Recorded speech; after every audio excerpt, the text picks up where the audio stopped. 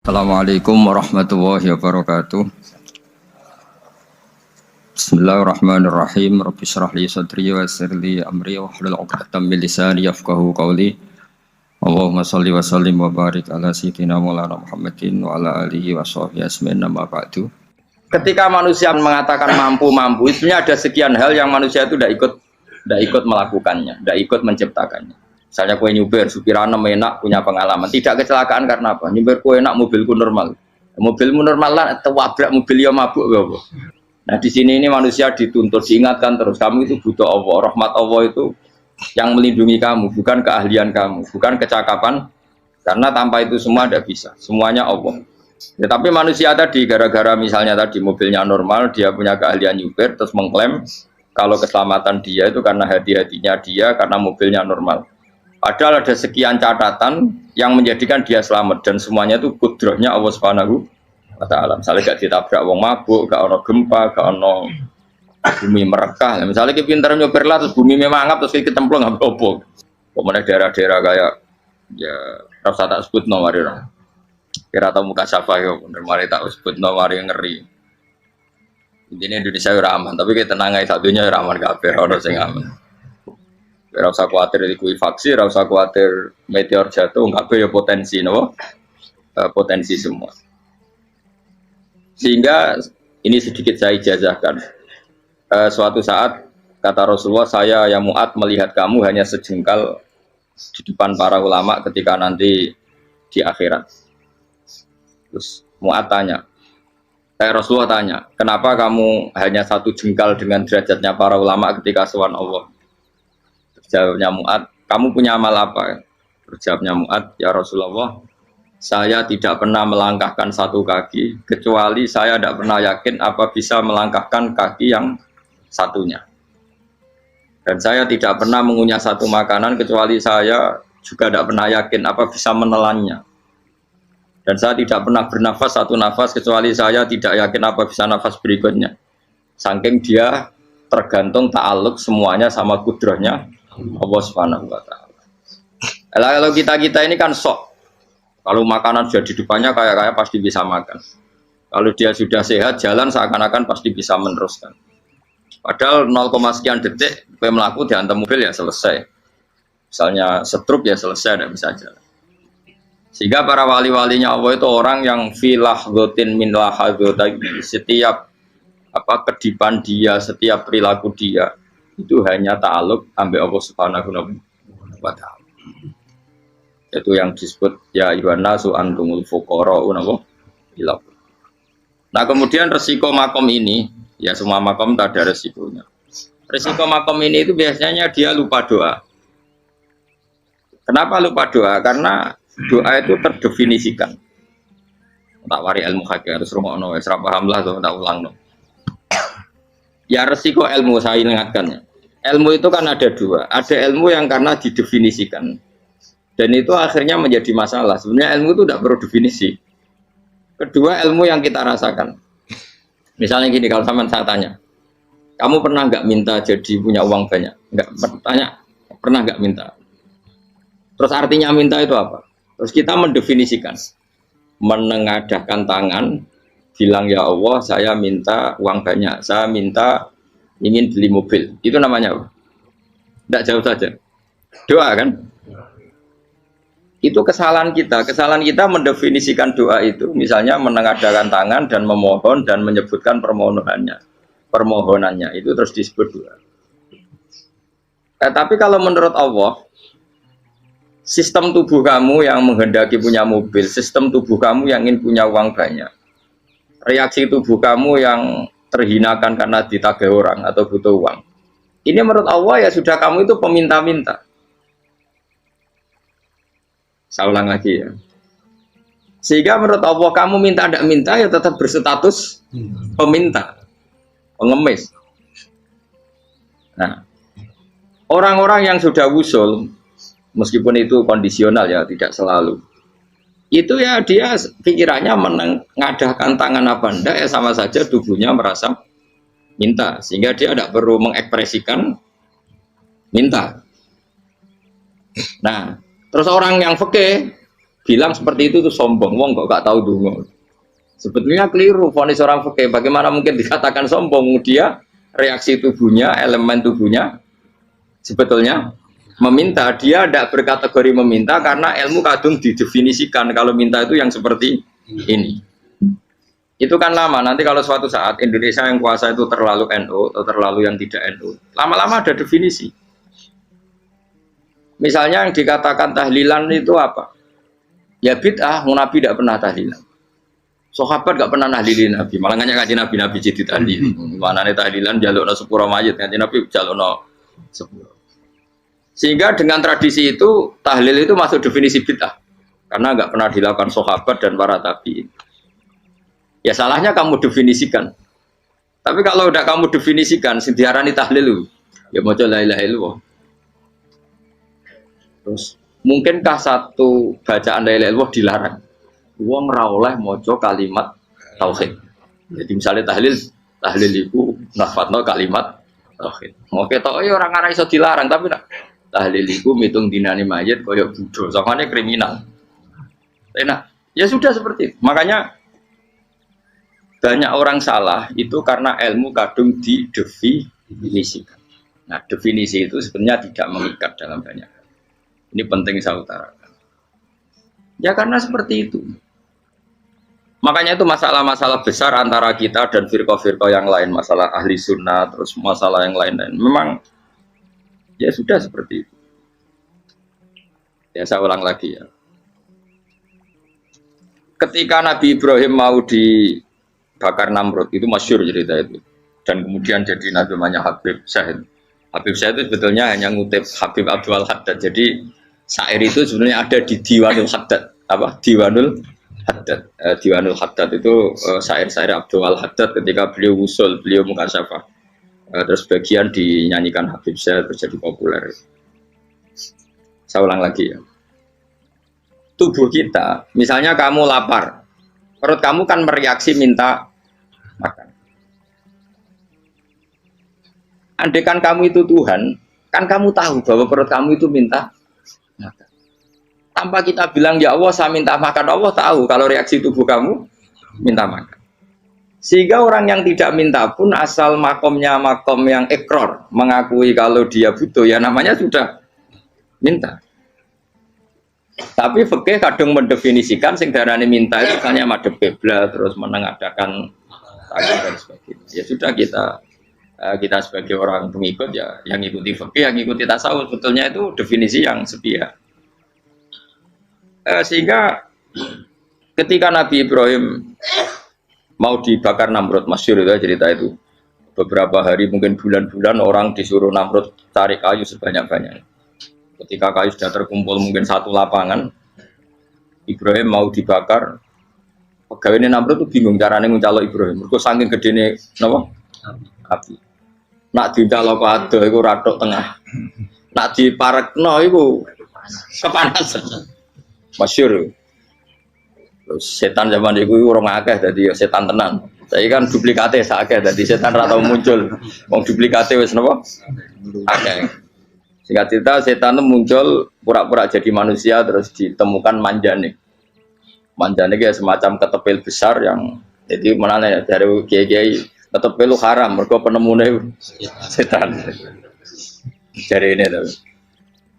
Tapi nak manjane penemunya setan itu betul walhasil terus dibikinkan satu manjane semacam ketepil besar terus Ibrahim dilemparkan ke api. Lewat apa? Ketepil tadi idenya siapa? Setan. Nah ketika di tengah api itu unik. Kata malaikat Jibril datang terus tanya sama Ibrahim, ya Ibrahim apa kamu butuh saya? Butuh, alakah haja, apa kamu punya kebutuhan? Jawab Ibrahim, lah, saya tidak punya kebutuhan. Amma ilaika fala, kalau ke kamu enggak. Karena kamu makhluk, apapun keren kamu Jibril tetap kamu makhluk. Amma ilaika fala. Enggak, maksudnya butuh ke Allah nanti saya nyampaikan. Malah dinya Nabi Ibrahim, kalau Allah tidak usah kamu sampaikan ya sudah tahu. Gua be Jibril. Oh, aku itu ditekak kan. Ya saya ulang lagi, apa kamu punya kebutuhan? Alaka hajalah ama ilaika fala, kalau ke kamu enggak. Enggak maksudnya butuh ke Allah nanti saya sampaikan. Karena Jibril yang mentang-mentang dekat sama Allah dan tukang memberi informasi. Tapi kata Ibrahim, kalau ke Allah sih nggak perlu kamu, dia sudah tahu. Nah, itu terjadi nadumanya Habib Abdul Haddad Masyhur itu apa? Hasbi min su'ali ilmuhu bihali. Jadi cukup ilmunya Allah itu menjadikan saya tidak perlu minta. Hasbi min su'ali ilmuhu bihali. Jadi ada kondisi tertentu yang para wali itu, saya ulang lagi, kondisi tertentu yang para wali itu ya tidak minta. Tapi kalau itu ditiru jenengan semua ini jadi keangkuhan. Kenapa? Wes ora ndonga tangane ditenagakno, atine ora eling pangeran, kan akhirnya tak jaluk tenan. Jadi gue aja niru wali-wali. Nah wali-wali itu kan misalnya tangannya tidak menengadah, tapi semua sistem tubuhnya merasa butuh sama. Saya itu pernah, gitu. Tapi itu kondisional dan saya juga ngulang tidak mesti bisa. Ketika saya umroh itu pernah saya ada satu kondisi itu doa ya di putaran pertama terus. Di putaran pertama saya berdoa ya agak banyak di multazam. Putaran kedua mau berdoa sudah tidak berani lagi. Sampai ke-7. Hari kedua ya tidak berani, hari ketiga tidak berani. Nah seperti itu tidak bisa dibuat-buat meskipun saya juga agak ingin. Tapi ya pas itu ya nggak bisa. Gara-gara itu korban kitab hikam, jadi kitab hikam yang terkenal. Kitab hikam itu pernah cerita gini. Rubbama dallahum al-adab ala tarkit tolak. Terus di antara makalahnya itu wa inna ma yunabbahu man yajuzu alaihil ikhfal. Tapi kamu jangan niru dosa kan. Tapi jangan ingkar ilmu ini tambah dosa kowe. Jadi niru ya dosa, ingkar ya dosa. Jadi ada seorang wali kata hikam. Kadang-kadang seorang wali itu mau doa diulang itu sungkan. Kenapa? Yang perlu diingatkan tuh yang potensi lupa. Allah kan masih ingat doa kemarin. Lalu itu gara-gara saya sebelum umroh itu mensinau kitab hikam itu agar Fidrullah. Ya Allah, sing tak dungani wingi ejek eling kok tak eling nomene. Dadi wa inna ma yunabbahu man yajuzu alil fal, yang bisa diingatkan hanya orang yang potensi lupa. Sementara Allah tidak akan. Tapi kan akhirnya dungane eling. Ya Allah kayak kemarin. Hari ketiga ya Allah kayak. Makanya menurut saya ilmunya orang hakikat itu juga ada sisi kriminalnya karena ya tadi. Tapi kamu ingkar ya keliru. Memang Allah gak mungkin lupa, ngapain kamu ingatkan. Makanya menurut saya Allah itu manggat terbaik, bener-bener Rahman Rahim. Mestinya nak Allah terbaik, itu ngomong bedino malah ngamuk. Lah aku lali tapi mbok eling dong. Tapi Allah itu ya maklumi ya dengan kekeliruan. Kita ini kan selalu keliru, dongo terus ya keliru sebetulnya, karena seakan-akan kan mengingatkan seseorang yang mungkin lupa. Wong Allah tidak pernah lupa kok, kamu ingetin terus. Atau kamu menggurui Allah, yaitu ya Allah nang sebadani kalau di duake, padahal nggak mesti maslahat bagi kamu. Duake orang mesti maslahat bagi kamu. Maka ada sekian contoh yang wali itu dibully pangeran. Saya sering cerita, banyak cerita wali itu dibully pangeran, digarap ya pangeran. Ini gara-gara salah dewi. Saya pernah cerita dan itu ada di hikam betul di kitab hikam. Itu ada. Ada wali itu tukang hamal. Hamal itu manol di pasar, itu tukang angkut. Jadi kalau ada orang bawa barang berat diangkut dia, terus misalnya kalau dulu mungkin ya ke kereta atau ke singkat cerita terus diupahi. Setelah dapat apa dia pasti pulang karena dia hanya butuh makan satu piring, karena dia tirakat makan satu piring untuk ibadah 24 jam. Singkat cerita dia ngeluh, ya Allah, kamu tahu, engkau tahu saya ini pecinta engkau, saya ini hanya butuh makan satu piring untuk kuat sholat, tapi kenapa harus jadi juru manol? Berilah saya rezeki yang tanpa kerja. Nah, selang sekian hari dia dituduh maling, terus di penjara, terus dapat rezeki tanpa kerja. Dia ya Allah kenapa jadinya gini, kan kamu minta rezeki tanpa kerja. Ya itu penjara itu rezeki tanpa kerja kan. Jadi Allah memperlakukan para walinya itu memang unik. Ya kadang dibully. Sehingga dalam cerita-cerita kenabian, kata Qadiyat itu, nggak ada orang yang sering dibully Allah kayak nabinya. Karena nabi itu orang yang dicintai Allah. Jika salah sedikit saja itu, cara pangeran itu, cara kampus itu digarap, dipelonco, salah sedikit. Misalnya begini, Nabi Yakub itu kan nabi. Dia mungkin nyon jauh nggak tersadar, nyembelih apa itu anak sapi itu di depan indukannya. Ya beliau mungkin spontan saja, Pak. Kalau kamu yang melakukan pasti tidak ada hukumannya karena Allah tidak pati peduli sama kamu, sudah lah. Artinya nggak peduli, salah pantas saya nggak jelas ya. Tapi ini Nabi. Ketika itu terus idukannya sapi tadi, ya Allah, Yakub itu kekasihmu. Saya tidak berani sama dia karena dia kekasih. Tapi saya tetap menuntut keadilan. Dia harus merasakan susahnya dipisah dengan anak. Meskipun dia tidak nuntut rasanya roh anak sebelah, itu tidak ada se-ekstrim itu. Sapinya itu hanya nuntut, ya Allah, dia harus merasakan sakitnya terpisah dengan anak. Akhirnya Allah menciptakan Yakub mengalami terpisah dengan Nabi siapa? Yusuf. Itu kalau kata qadiyat, itu kalau yang melakukan tidak Nabi pasti nggak dibully Allah, dibiarin. Karena Nabi ini yang melakukan. Nah. Terus ini Nabi Yusuf lagi, mana rasa daftar wali berat. Nabi Yusuf itu di penjara itu karena terdolimi apa karena memang dia salah? Terdolimi. Dan ya Yusuf itu Nabi. Nabi Yusuf itu Nabi betul memang benar-benar. Meskipun ganteng dia Nabi. Syaratnya Nabi ganteng kira-kira mlebu. Nabi itu harus ganteng, enggak boleh. Nabi elek ora oleh. Karena Allah izin di kekasih kok kriting elek. Allah ya di selera dadi. Kabeh Nabi mesti yang paling ganteng di kaumnya, yang paling nasak. Enggak boleh Nabi kok pesek, kriting, enggak boleh. Tapi kalau sudah jadi orang soleh oleh kan. Tapi kalau Nabi enggak boleh. Enggak. Nabi Yusuf ganteng. Masyhur kan cerita Nabi Yusuf dengan siapa? Zulaikha. Dan belum ada orang dalam keadaan darurat masih cerdas kayak perempuan. Jadi singkat cerita, ketika Yusuf diajak Zulaikha selingkuh gak mau kan keluar dari kamar. Dalalah kebetulan wa alfaya sayyidah Rajal. Itu si Zulaikha tadi spontan langsung bilang, wahai suamiku, apa hukuman orang yang ingin menodai keluargamu? Itu wong wedok. Padahal dia agak terencana, dia pun gak bayangkan kepergok suaminya. Itu dalam keadaan kepergok itu masih cerdas. Suamiku, apa hukuman orang yang mau menyelingkuhi keluarga Anda? Singkat cerita, suaminya murka, terus Yusuf di penjara, terdolimi. Ketika di penjara, kemudian Yusuf punya keahlian mentakwil apa? Mimpi. Kan tadi suaminya Zulaikha itu tidak sampai raja, ya kira-kira PM atau menteri. Raja itu punya mimpi yang bisa nakwil itu hanya Yusuf. Singkat cerita, terus utusan raja datang ke Yusuf, dan takwilan Yusuf terbukti benar. Tapi Yusuf ini seorang nabi, saya ulang lagi Yusuf seorang nabi, dia tapi ya manusia. Bilang gini ke utusannya, coba bilangkan ke raja kamu, di penjara ini ada orang yang di penjara secara terzalimi, yaitu saya. Tolong laporkan ke majikan. Itu Allah tersinggungnya itu bukan main. Nabi kok lapor makhluk.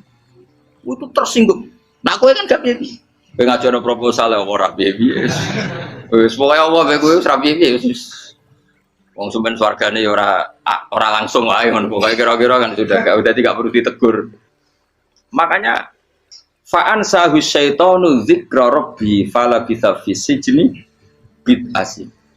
Maka Allah mentakdirkan utusan raja tadi itu lupa melaporkan peristiwa Yusuf ke raja tadi. Sehingga raja gak pernah dengar kalau ada orang di penjara karena Allah tersinggung. Wong kowe ku nabi kok lapure ambek penguasa. Ngono tok iku wis Allah tersinggung. Karena dia nabi, gak boleh nabi lapor makhluk. Jadi Allah itu dengan nabi itu sangat-sangat sensitif. Sangat-sangat sensitif. Begitu. Terus cerita yang terkenal, meskipun ini nggak ada di Quran, Nabi Musa. Nabi Musa itu pernah sakit gigi. Karena dia mentang-mentang kalimullah, orang yang sering komunikasi dengan Allah, minta ya Allah, tolong tunjukkan obat gigi saya itu apa. Dan ini sama Allah dikasih tahu, kamu ngunyah suket ini, gitu. rumput ini kamu kunyah, nanti pasti sembuh. Karena resepnya dari Allah ya pasti mujarab, kan nggak ke dokter. Singkat cerita dikunyah terus sembuh. Suatu saat dia sakit gigi lagi, nggak konsultasi lagi karena masih punya resep tadi kopian apa resep. Dia datang nyari suket yang sama dikunyah tambah sakit. Tanya sama ya Allah ini kan resepnya yang sama, kenapa tambah sakit? Kata Yusuf, kata Allah, kamu itu kekasihku. Ora nak sing ngobati ku aku ra suket sembrono. Semenjak itu Yusuf Nabi Musa ora pernah tahu resep lagi sudah. Andai kan tuh kamu, pasti Allah juga gak tersinggung. Makanya kata qadiyat, kenapa para nabi sering ditegur itu bukan karena Allah murka, nabi itu beda. Jadi kesalahan kecil atau apa-apa yang menurut kita ada salah itu untuk nabi salah. Makanya di ahli sunnah ada kaidah apa? mimba bi hasanatil abror sayyi'atul muqarrabin. Pernah dengar kayak apa? Mimba bi hasanatil abror sayyi'atul muqarrabin. Sesuatu kalau dilakukan umumnya orang itu hasanah atau kebaikan, tapi kalau dilakukan para nabi itu salah. Karena apa ya? Saking dekatnya dengan Allah. Saya ulang lagi apa? Mimba bi hasanatil abror sayyi'atul muqarrabin. Jadi nabi itu beda. Nah, para nabi itu orang-orang yang ngalami fikir yang doa resmi kayak siapa tadi? Definisi fikir ya sering. Kayak definisi orang tasawuf yang sering.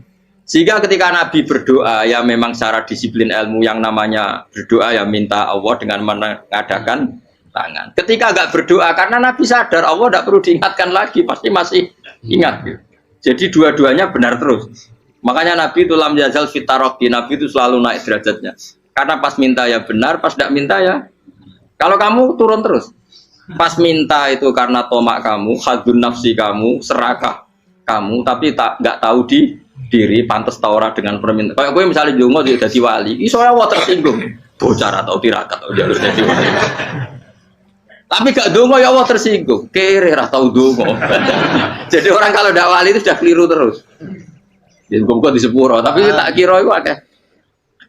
Ya jajal gitu ngajak wali kok sabtu kok dirjelang. Kira-kira Allah tersinggung apa nyembah tadi? Kira-kira tersinggung.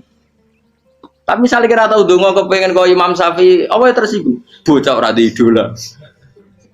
Terus piye Gus? Piye kadung salah biasa wis. Wis bakat salah no. Bakat salah. Ini dongane sing gampang ae sing mesti bener Rabbana dzalamna anfusana wa lam taghfir lana wa tarhamna lanakunanna minal khasirin. Saya pernah punya kitab dan kitab itu menurut saya luar biasa. Bahkan ketika adu bully itu, adu cara mahasiswa itu kayak pelonconan itu. Nabi sama Nabi pengiran gitu dan itu sekali yang satu salah melakukan disiplin ilmu pengiran itu degradasi. Dan Allah memang mengancam gitu.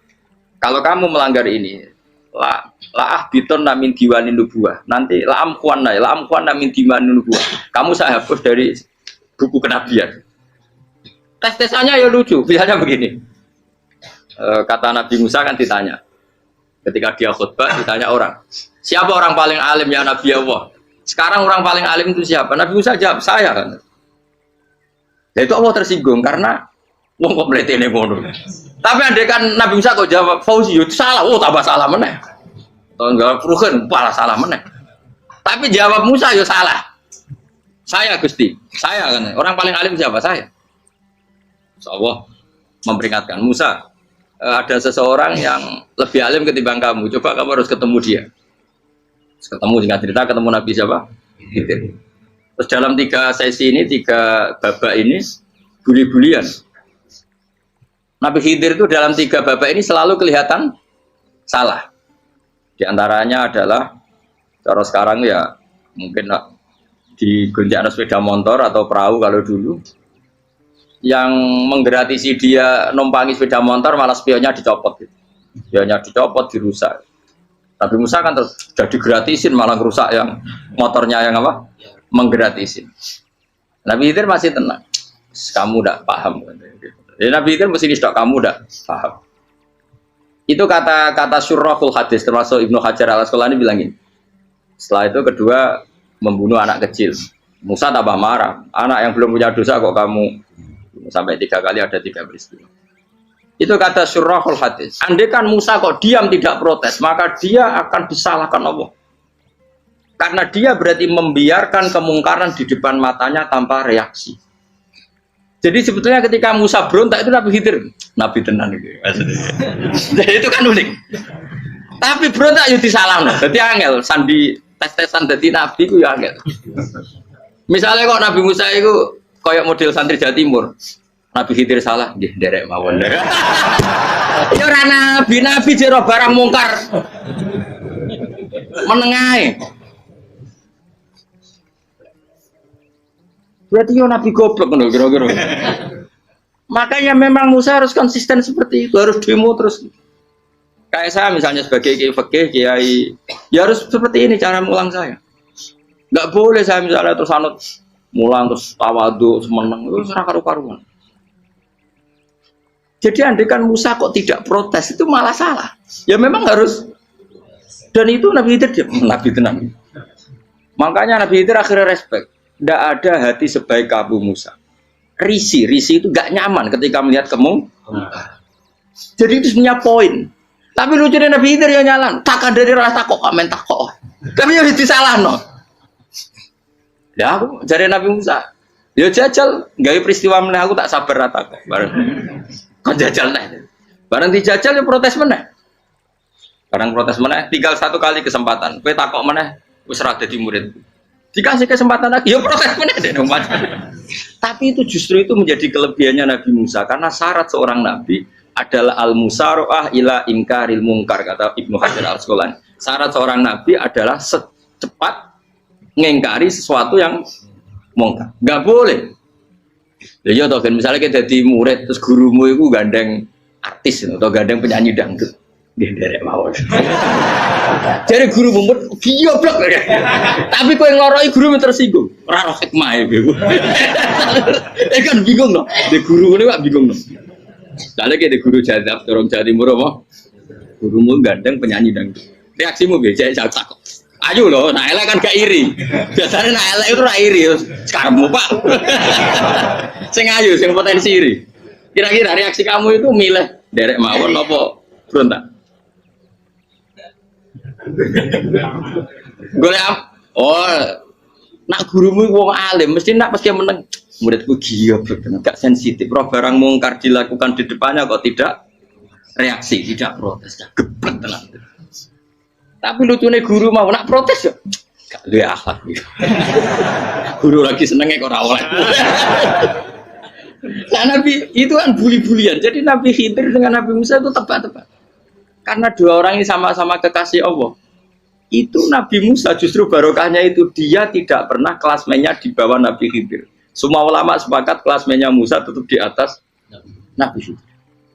Sehingga yang berlaku ya tetap ilmunya Nabi Musa bahwa membunuh anak kecil tidak boleh, merusak perahu milik orang lain tidak boleh. Karena Allah tetap lebih respect dengan ilmunya Nabi Musa. Nabi Khidir tetap ilmunya nggak dipakai, meskipun dia disebut hakikat. Karena ilmunya Nabi Khidir ngani ngoyo wong ape mutusno ngenteni nginceng loh mahfud. Lah sing iso iku sapa? Barang ra mungkin kok. Makanya Nabi Khidir terakhir menutup kalimatnya wa ma fa'altuhu an amri. Dzalika ta'wilu ma lam tasbi alaihi sob. Aku dhewe nglakoni ini ya ora roh, wis ditakdir nglakoni ngene wae. Dadi Nabi Khidir ya ora paham. Jadi wa ma fa'altu an amri itu terakhir kira-kira artinya saya sendiri tidak melakukan ini karena inspirasi saya sendiri atau keputusan saya sendiri. Tahu-tahu saya ditakdir melakukan. Karena pas itu Nabi Khidir disetting semuanya dengan ilmu hakikat. Yaitu bayi tadi memang kutiba kafiron. Kutiba kan apa? Kafiron. Memang dia nanti kalau umur nganti tua ditakdir mati kafir. Daripada mati kafir nanti ya sudah mati sekarang. Tapi nggak mungkin kan ada syariat daripada soben beling pateni kecil. Ora ono syariat, tetap ikut Nabi Musa. Makanya kata Ibnu Hajar Al-Asqalani itu uniknya Allah sama para wali-walinya. Wali ku klirullah itu tuh disenengi pengen. Terus pangeran nabi-nabi ini yo kecil-kecilan, yo pancen nak wong. Terus keempat gini. Tadi kan saya punya contoh 3, ini contoh keempat, ini terakhir. Kakean kok ilmu meracu cukup tetap malah bingung. Nabi itu minggat, itu boleh enggak? Tanpa pamit, minggat itu pergi enggak pamit, itu boleh enggak? Enggak boleh. Rasulullah meskipun kayak apa disakiti di Mekah, itu enggak pernah minggat, enggak pernah hijrah. Saya ulang lagi, karena butuh izin. Tapi Allah pernah punya kekasih, yaitu Nabi Yunus. Nabi siapa? Yunus. Itu Quran meredaksikan ya abako. Abako itu terjemahnya apa? Minggat. Kalau pergi itu dahaba. Tapi ini Allah meredaksikan itu abako. Abako itu ya minggat. Nabi Yunus itu dakwah di daerah Nainua. Ya. Nainua itu ya Babilian sana. Kampungnya namanya Nainua. Ya, daerah Babilian. Babilian itu kalau di geografis modern ikut Irak. Ikut mana? Irak. Jadi Kufa, Basra, Babilion. Terus siapa itu yang mengalahkan pasukan Yahudi dulu itu Buktanasor, Hebuket, Nazir itu ikut mana? Babilion apa? Babilion. Bama unzila alal malaka ini di Babila Harut Amar.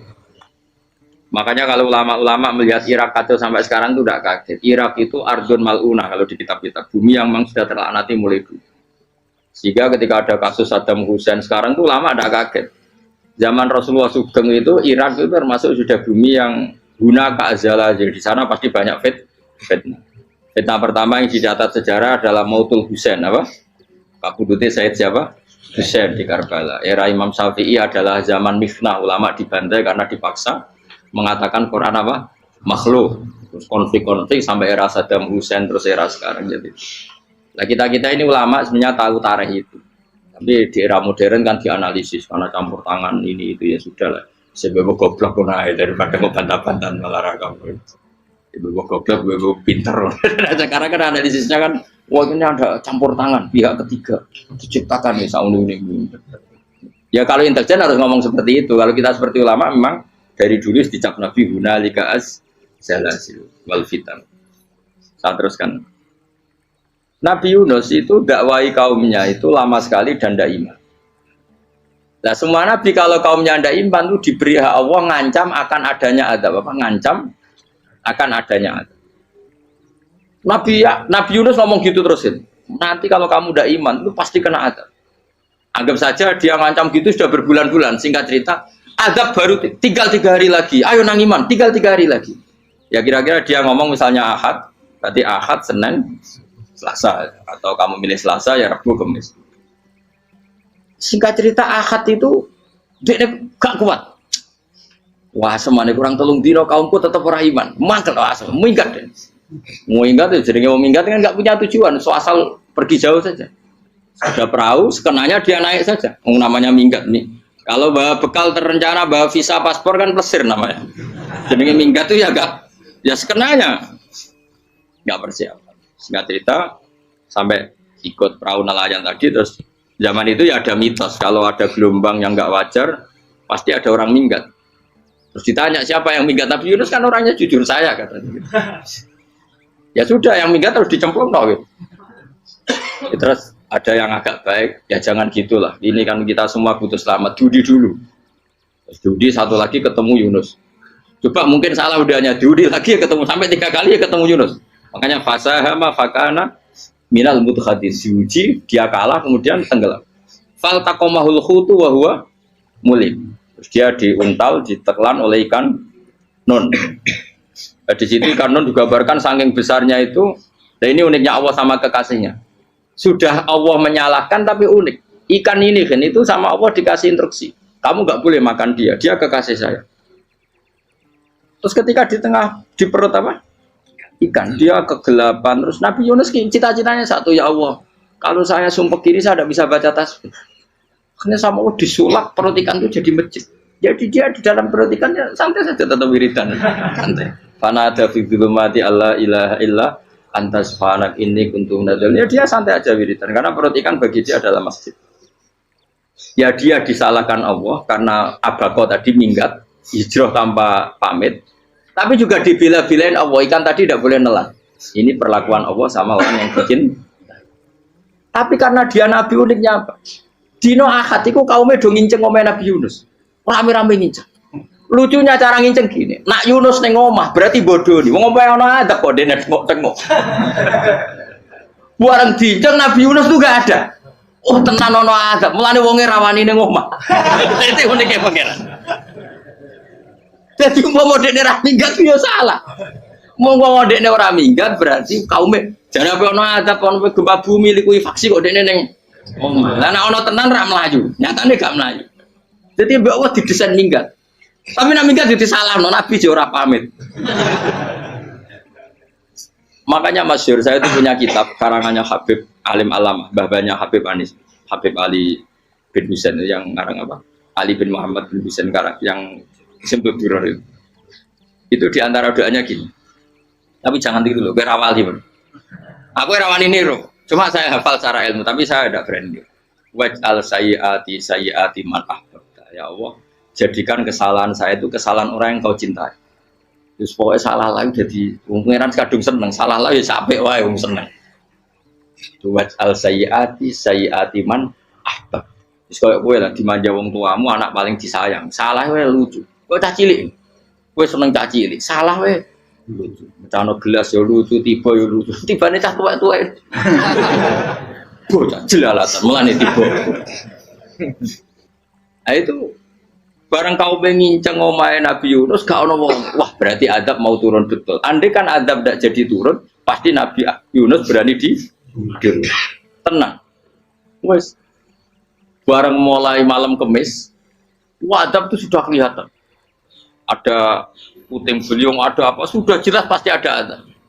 Kaum yang lapangan tobat. Tobat finish. Secara bal-balan menit-menit apa? Terakhir. Wah, itu agak pengen ditompo tobatnya. Wes gak sido tak adab bang kue tobat. Singkat cerita Nabi Yunus hari ketiga atau apa dia selamat. Pakai versi yang umum saja. Selamat. Faltaqamaul hutu bahwa falaulah annahu kana minal musabbihin la bi tafiqatni ila yaumi yub'atsun. Akhirnya dimuntahkan sama ikan ton tadi terus dia keluar. Bareng keluar tanya-tanya kabar gimana kabar kampung Nenua, baik-baik saja. Kabar awani mulai karena dia tahu kalau orang bohong itu dihukum mati.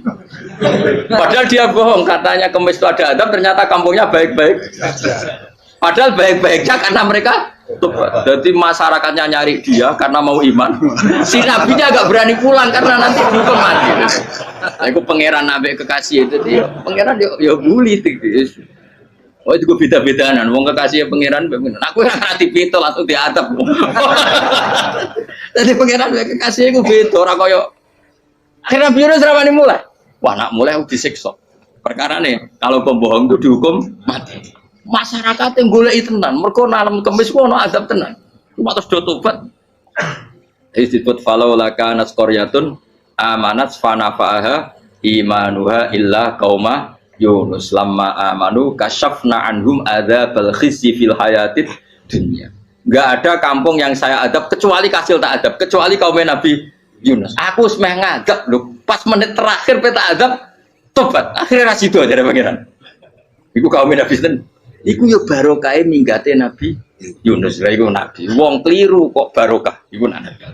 Umpama Nabi Yunus ora minggat, kaume berpikir Yunus bohong. Wong ape ana azab kok tengok-tengok ning ngomong. Tapi pas minggat tenan yo disalahno pangeran, minggat kok gak paham. Hikmat. Amalane kira usah protes. Wali itu beda, kekasih pangeran. Itu sama dengan sing dialami Rasulullah sallallahu alaihi wasallam ning Sulhul Hudaybiyah. Semua perjanjian itu salah secara hukum fikih. Bukan salah lagi, sangat salah cara ukuran fikih. Sehingga semua sahabat itu protes kecuali Abu Bakar As-Siddiq. Cuma semuanya ngomong Umar, tapi semua sahabat akhirnya ya coba di antara perjanjian gini. Pertama kan enggak biar sampean enggak terlalu jadi teroris, enggak terlalu jadi ekstremis. Memang ya usah jadi teroris, ya terlalu jadi teroris. Semua itu mungkin, Kang. Ning dunia semuanya mungkin. Singkat cerita Nabi itu sudah di Hudaybiyah. Hudaybiyah dengan Mekah kan tinggal sekitar paling 40 kilo. Saya pernah itikaf di masjid yang pernah dipakai Hudaybiyah. Kan sekarang jadi mikot ya, termasuk mikot umroh di Mekah kan apa? Hudaybiyah kan mikot di yang terkenal kan apa? Jirona, Tanim, Hudaybiyah. Itu perjanjiannya tuh gini. Perwakilan dari Quraisy namanya Suhail bin Amr, siapa? Suhail bin Amr. Perjanjiannya gini, Muhammad kamu tidak boleh masuk Mekah.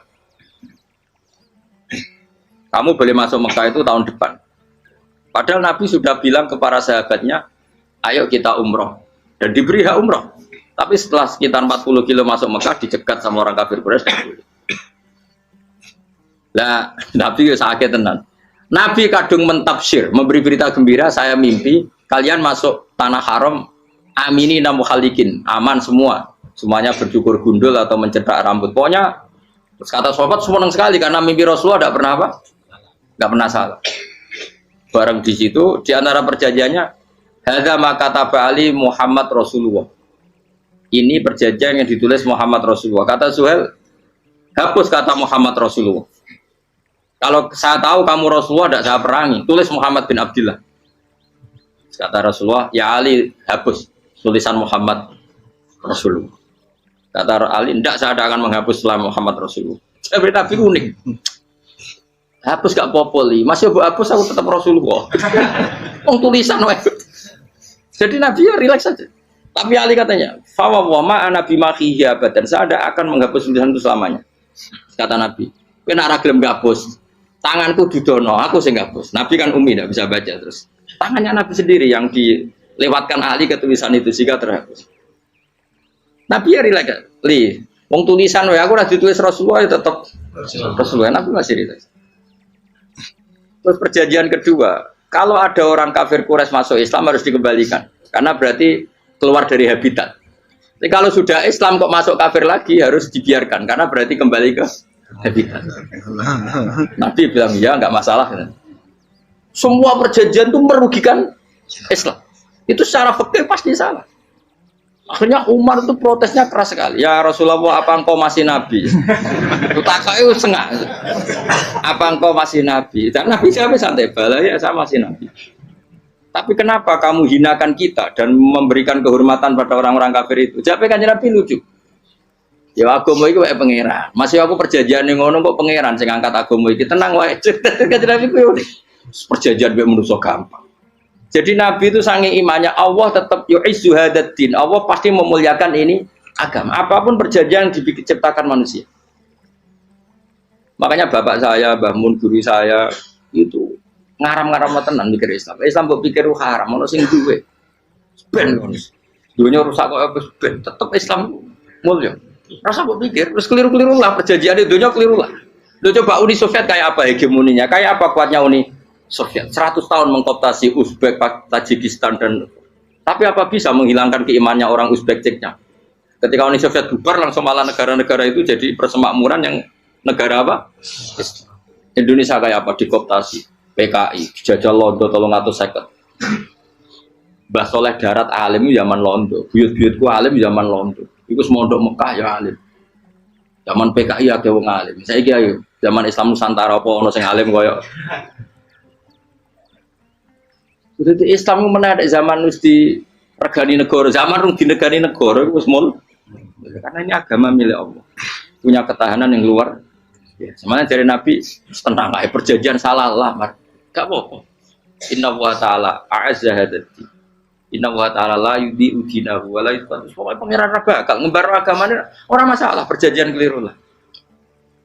Perjanjian ketiga itu semuanya merugikan Islam. Tapi apa kata Abu Bakar ketika protes Nabi gak dijawab, datang ke Abu Bakar. Menurut kamu gimana? Jawab Abu Bakar lucu. Makanya ini menunjukkan makanya kenapa ahli sunnah berkeyakinan Afdhalus Sahabat itu siapa? Jawab Abu Bakar. Wes samar, perjanjiannya keliru lah, wes keliru lah. Kita geremeng-geremeng santai geremeng. Tapi la tadkhul bainahu wa baina habib. Kamu jangan masuk wilayah itu hubungannya orang yang terkasih sama kekasihnya. Wes gak masuk akal lah, semuanya menengah. Ya sehingga ya sudah Allah punya. Ternyata nah perjanjian keempat ini yang agak Nabi hanya minta gini toh. Itu saya turuti semua, tapi saya minta satu hal kata Nabi. Bolehkan diskusi tentang Islam terbuka. Makanya diskusi terbuka itu baru kata Nabi. Jangan larang orang mendiskusikan Islam. Itu dok mintanya. Oke dari Suel, diskusi wae pikirannya Suel kan, diskusi wae. Enggak masuk Islam, diskusi. Jangan larang orang yang membicarakan Islam secara terbuka. Ada kata terbuka. Dari Suel, oke enggak masalah. Itu toh yang itu pun nggak jelas menguntungkan Islam apa? Enggak. Akhirnya apa yang terjadi? Darun Nadwa, tempat-tempat pertemuan, cara saat ini gerdu, gedung parlemen, semuanya itu diskusi. Sajane Muhammad itu sopot, konsep Islam itu. Dan semua yang cerdas juga. Sajane ya bener Muhammad. Nyembah watu banyak giok tenan. Wah ini goblok tenan watu kok di. Terus nak Yahudi. Yahudi ora bener bisa, Nasrani ora bener pangeran atau. Wah diskusi. Suwe-suwe hasil diskusi sepakat. Jadi tetap bener Muhammad. Tetap bener Muhammad. Akhirnya hasil diskusi itu akhirnya mereka membatalkan perjanjiannya sendiri. Perkara ini baru kayak apa? Malah Nabi ketika Bali di Medina, Umar sempat protes yang dalam. Oke ya Rasulullah, saya nerima konsep Anda, tapi saya menyisakan satu pertanyaan. Jadi jenengan ini ana ayat sing nurjana la tadkhulunal masjidal harama insyaallahu aminina muhalliqina ru'usakum. Lah kok nyatane ra sida mlebu Mekah, malah kita terusir kembali lagi ke Medina. Iku Nabi yang agak lucu ngendikan. Mar, neng ayat iku ora gak ana taune. Apa ana ayat iku taun iki? Sing ngatene taun iki ra kowe. Dari Nabi ya ora ono taune ya. Ora ono taune kok taune dhewe kan kira-kira. Ayat itu kan gak ono taune, Umar ae sing geer nafsiri tahun ini. Mau suatu saat kamu akan masuk Masjidil Haram. Tapi kan gak ono taune ayat itu. Apa di ayat itu ada tahunnya Umar dan Allah bilang tahun ini ya enggak ya sudah kalau gak ada tahunnya ya pokoknya mesti kapan-kapan terjadi. Tapi ora saiki. Kayak sugih rugen kan gak ono tahune, ora tahu. Mau aku ndongakno sugih tapi kan tanpa tahu. Lu suwi. Nah, akhirnya apa yang terjadi? Ada diskusi masif di Mekah. Setiap yang cerdas, setiap Nabi tanya, Abu Sufyan siapa? Nabi mau komentar gini, sama siapa teksnya? Misluhu la yajhalul Islam. Kalau Islam sudah didiskusikan, otak secerdas Ikrimah bin Abi Jahal, secerdas ini pasti tidak bodoh tentang Islam. Maknanya pasti akal yang waras memilih Islam. Wah, akhirnya Islam jadi masif. Ya sudah, karena Islam sudah masif, tokoh-tokohnya cenderung Islam, akhirnya perjanjian itu dibatalkan sendiri. Akhirnya waro'aitan nasa yadkhuluna fi dinillahi afwaja. Akhirnya mereka berbondong-bondong masuk Islam. Itu artinya apa? Nabi itu gaya perjanjian cara fikih keliru wae, cara fikih cara zahire keliru wae, tetap barokah karena punya hubungan khusus dengan Allah Subhanahu wa taala. Makanya la tadkhul bainahu wa baina habib. Itu kan kayak ya sudah seperti di pangeran. Makanya Sayyid Ali itu sohibu sim tiduran nak donga di antara doanya waj al sayyiati man ahbab. Jadikan ya Allah kesalahan saya kesalahan orang yang engkau cinta. Karena ulama nyontono ngene, saiki Nabi Adam ambek iblis itu padha salah itu. Enggak jawab.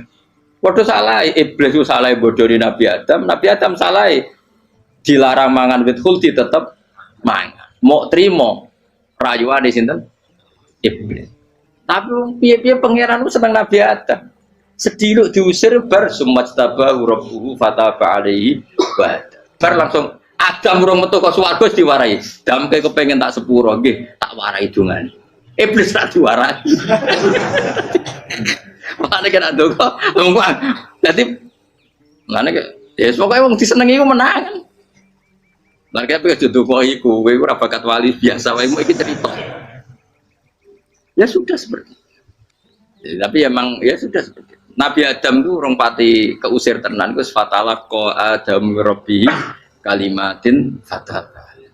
Jadi orang terlalu jauh dari surga. Kemana lagi pas pertama medun ke bumi sampai awal diwarai beberapa kalimat sing dadekno di sepuro.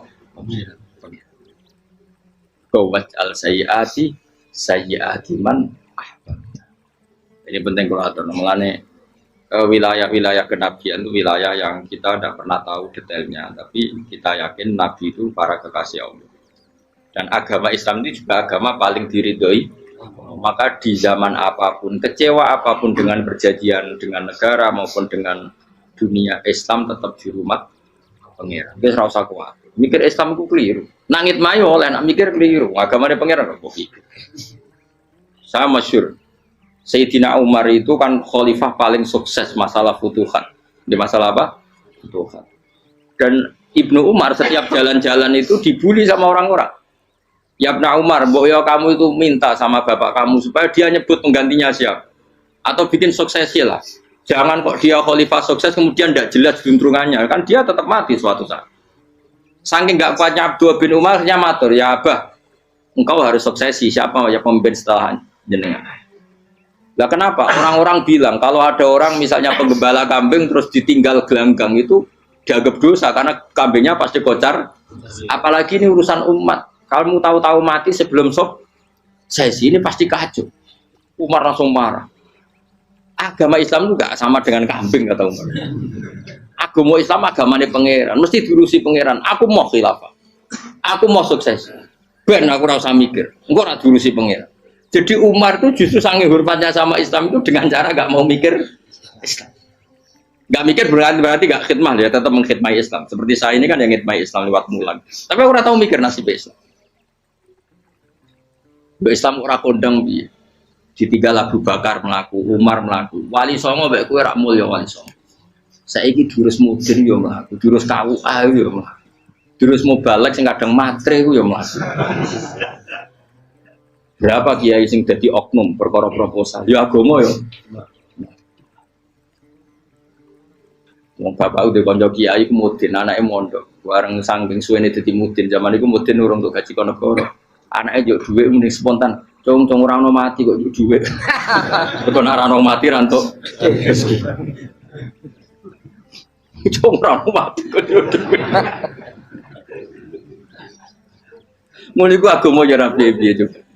Mergo agama iki diurusi ayo nabi palsu ben kira wae mulai Musailama sampai Musotek sampai Lia Eden kurang lagi mulai wali palsu koyo Romo dosa Romo sapa iku wae ono kabeh ora masalah.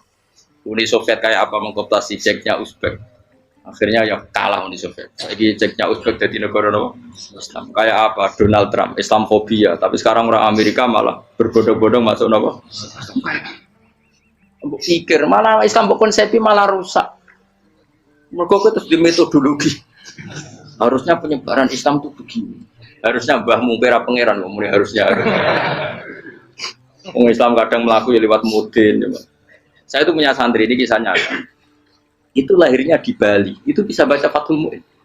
Lahirnya di Bali. Bahkan dia ketika SD itu tukang mimpin lagu Hindu. Lagu Bali itu Hindu apa Buddha? Hindu. Karena dia ketua kelas, tapi Islam. Semua coba. Jadi kayak gara-gara apa? Jadi bapak itu bakal sate neng Bali. Ya bakal sate berhubung sukses, ponakane misalnya diajak orang Madura kan, artinya orang Madura. Setelah kampung itu menjadi kampung Muslim lama-lama berkebutuhan punya masjid. Berhubung wis anake kiai ana masjid mosok ora wong alim. Akhirnya anake dipondokno di Jawa. Pondokno di Jawa iso maca muin terus ngaji sama saya. Jadi saya neng Bali kok ana wong ora muin, ya ana santri di Bali maca satu muin. Neng Jawa kadang wong ora iso maca muin. Jadi dia mau bakal sate muter. Kayak Islam di Indonesia gara-gara pedagang Gujarat. Meskipun sejarah itu diperdebatkan ya gara-gara dagang. Karena mereka Muslim ya akhirnya menyebarkan apa? Islam. Jadi semudah itu Allah. Termasuk konflik Ali bin Muawiyah itu barokahnya sama susahnya konflik itu masih banyak barokahnya. Sayyidina Ali sama Sayyidina Muawiyah karena kita ahli sunnah ya tidak menyalahkan salah satu madzhab ahli sunnah. Itu barokahnya beliau konflik itu banyak sahabat yang migrasi. Ada yang ke Cina, ada yang kemana-mana. Termasuk yang diyakini para sejarawan ada yang ke Selat Malaka. Termasuk akhirnya sampai ke Baros itu. Barokahnya orang nggak nyaman di Yaman itu di Syria sama di Irak. Akhirnya Islam oh sudah. Andai kan nggak ada konflik itu, mungkin penyebarannya juga lama. Makanya saya bolak-balik bilang, setan itu ono goblok. Gomkor melok ngaji saiki. Setan ora goblok piye. Kalau ada anaknya kiai 5 lanang kabeh sih, alim kabeh iku didu. Mergo rebutan pondokin. Akhirnya pondok satu titik di desa itu. Misalnya ning Beduan ya di Medan. Gara-gara tuh konflik itu terus sing sitok minggat ning Kalimantan. Gara-gara anak kiai yo gawe pondok ning Kalimantan. Sitok minggat ning Sumatera, anak kiai yo gawe pondok ning Sumatera. Cara setane gak ngedu, malah pondok tetap satu titik. Tapi setan itu goblok ora roh, akibat ngene iku ora roh. Akhirnya dulur didu menyebar. Lah wong saleh menyebar ning ndi menyebarkan sujud, menyebarkan Jadi setan yo ono goblok, muga ora ngaji, muga nak ngaji rene roh, ana ngono ora usah ngono. Andai kan tidak diudik kan satu titik. Nggih betul. Tapi setan niku nek ana wong saleh iku didu. Nak didu ana sing kecewa minggat. Lah mingate wong saleh ndak ape gawe apa? Mosok ape gawe dugem. Lalu kula anggere wong saleh tukaran Gus iku tukaran gara-gara tukar sak minggat ning Papua ya alhamdulillah. Apik. Kula niku ora Gus, kancaku ya Gus-gus sing minggat ki kuat. Angger pamit kula ora tau tak tangisi. Bernuwun kok minggat to. Mingate Gus ndak ganti piye. Paling yo gawe podok kok gawe opo. Setan nganti saiki belum tahu. Mulane muga-muga ora roh. Jadi artinya nak pangeran ngersakno iku segampang itu. Lah coba di Ponegoro kan konflik sama keluarganya yang dulu ada yang mungkin sebagian problem. Ning Sulawesi ya tetep gawe napa? Pon. Engko ning gone wis wae angker ning tinti. Wali Songo ya.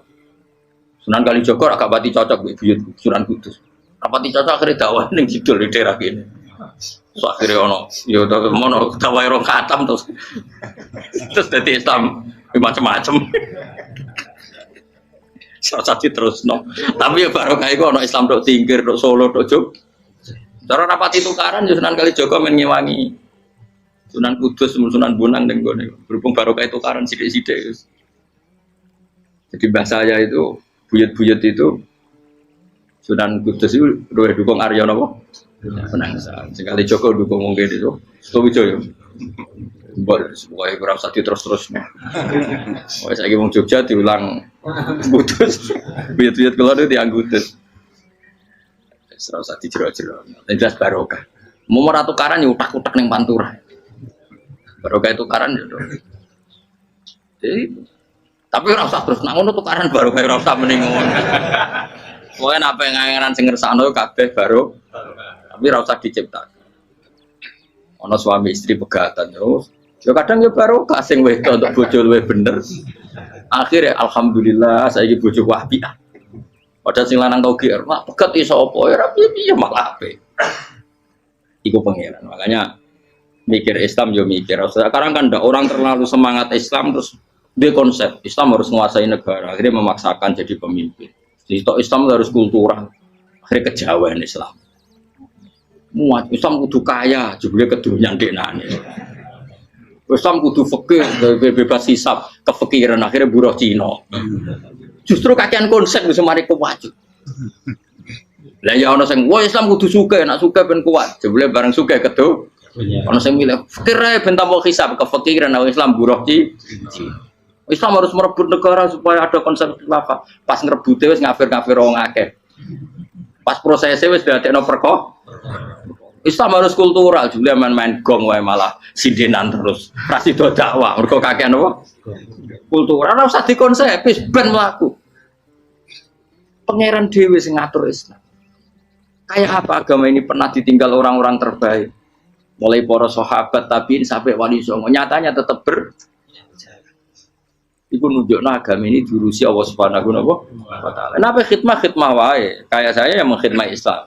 Khidmah itu berbakti memberi pelayanan pada Islam. Tapi ra usah ngrasa mimpin apa? Islam, apalagi membuat konsep untuk Islam. Justru konsep kita ini nanti yang merusak. Karena tadi ngendikan ulama-ulama wa inna minal ilmi la jahlan. Kadang ilmu itu tetap melahirkan kebodohan. Kenapa? Ketika ulama ditanya, innalil ilmi tuhyanan katuhyanil mal, karena ilmu itu punya keangkuhan, kelajutan kayak lacutnya harta. Misalnya gini, saya seorang faqih. Ditanya sesuatu yang tidak mendesak pun saya jawab, hanya karena mempertahankan kredibilitas saya sebagai seorang faqih. Padahal jawaban saya itu malah bahaya bagi Misalnya gini, contoh gampang. Ada orang misalnya Ruhin baru tobat, dia sholatnya salah, rukuknya salah. Terus saya ditanya sama Fauzi, ke sholatnya Ruhin sah apa enggak? Wong dia enggak memenuhi syarat dan rukun. Tentu saya sesuai disiplin fikih saya bilang enggak sah. Karena sujudnya ngongkrong atau dia sholatnya fatihahnya ada. Padahal andaikan saya ada jawab lebih baik. Karena apa?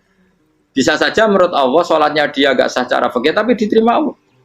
Karena dari tidak sholat menjadi sholat. Itu kan ibarat begini.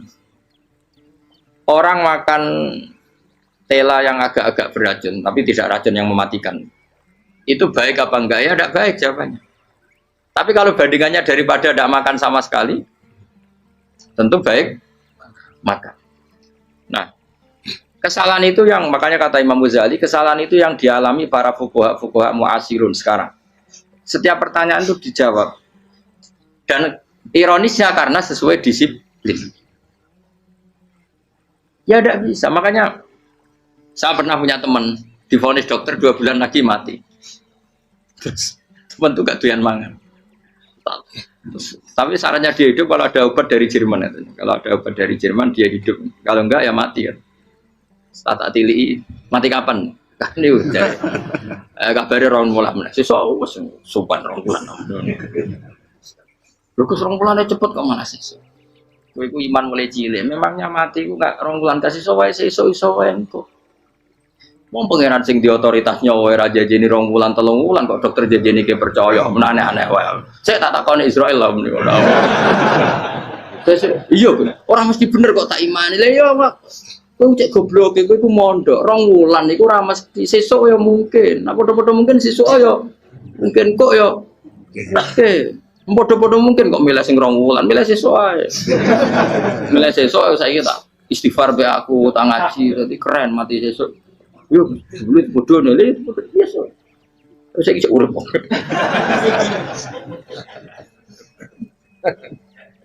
Ya karena tadi sesuatu yang enggak otoritasnya itu kita ini kan jadi orang aneh. Agama mulai dulu mengajarkan kita beribadahlah kepada Allah seakan-akan kamu mati besok. Nak kowe santri tenan tanpa diancam mati 2 wulan iku nek ibadah kok mati sesuk 2 wulan itu kesuwe. Lho kula nganti saiki perasaan kula nggih urip sedina. Mulane kula di dhuwit 200.000 cara kula nggih kathah. Urip nganti sesuk di dhuwit 200.000 aki ya. Ana wong butuh dhuwit akeh mergo nyongkone urip suwi. Terus kula agar, karena kula ora pati seneng derajat, sesuk mati kok di derajat bareng sesuk. Ya kita mangka anak tamu tuh. Akhirnya dia terus mulai rileks, mulai sebelum malah ramati. Sembrono. Maksud saya itu kita makanya kembali lagi antumul fuqara'u ila. Kita ini butuh. Makanya kalau suwun semuanya anut para nabi dan kalau ada kesalahan para wali, para nabi itu kesalahannya apa? Mimba bihasanatil abrar sayyiatul muqarrabin. Jadi nabi itu karena hubungannya dengan Allah sangat apa? Dekat sehingga hal-hal yang cara zahir itu salah tapi itu menjadi berkah dan kita tidak pernah kayak apa sulhul apa? Hudaybiyah. Makanya kata Abu Bakar enggak ada sulhun a'dhamu minal Hudaybiyah. Enggak ada perdamaian yang lebih afdal ketimbang Hudaybiyah. Makanya saya itu termasuk ulama yang setuju misalnya di McGill di Amerika atau di Kanada itu kan ada Islamic Studies. Saya pernah ditanya, Gus, kalau ada sekolah perbandingan agama menurut kamu setuju enggak? Saya bilang enggak masalah. Yang penting asal yang dikaji itu Islamnya, bukan orangnya. Kalau yang dikaji orangnya ya copet Indonesia ya Muslim. Kadang koruptornya ketua partai Islam. Wonge kan macem-macem. Yang dikaji Islamnya loh, asal yang dikaji Islamnya. Jangan orangnya. Orangnya bulet-bulet. Wah, juara lah no. Juara. Karena pikiran saya niru Hudaybiyah. Ketika Islam didiskusikan secara masif, tetap yang unggul itu Islam. Makanya Rasulullah minta, enggak apa-apa, semua perkara saya setujui, cuma jangan larang orang mendiskusikan Islam.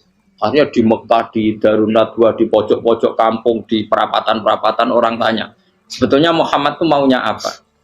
Mereka ada yang bilang, ya Muhammad kepinginnya wong nyembah pangeran. Pangeran sapa sing gawe langit bumi. Akhirnya sing cita, iya, pangeran ya pantes sing gawe langit bumi. Pangeran ora tahu saya apa-apaanan. Sono sing mulai cerita, iya aku tahu nyembah. Pas duyoi luwak. Sampai aku izin pangeran kudu yoi. Sono sing cerita meneh, aku tahu pas nyembah pas tangane coplok. Waktu cerita kenaifan-kenaifane pangeran itu. Ya gara-gara boleh dulu nggak boleh dilarang oleh negara.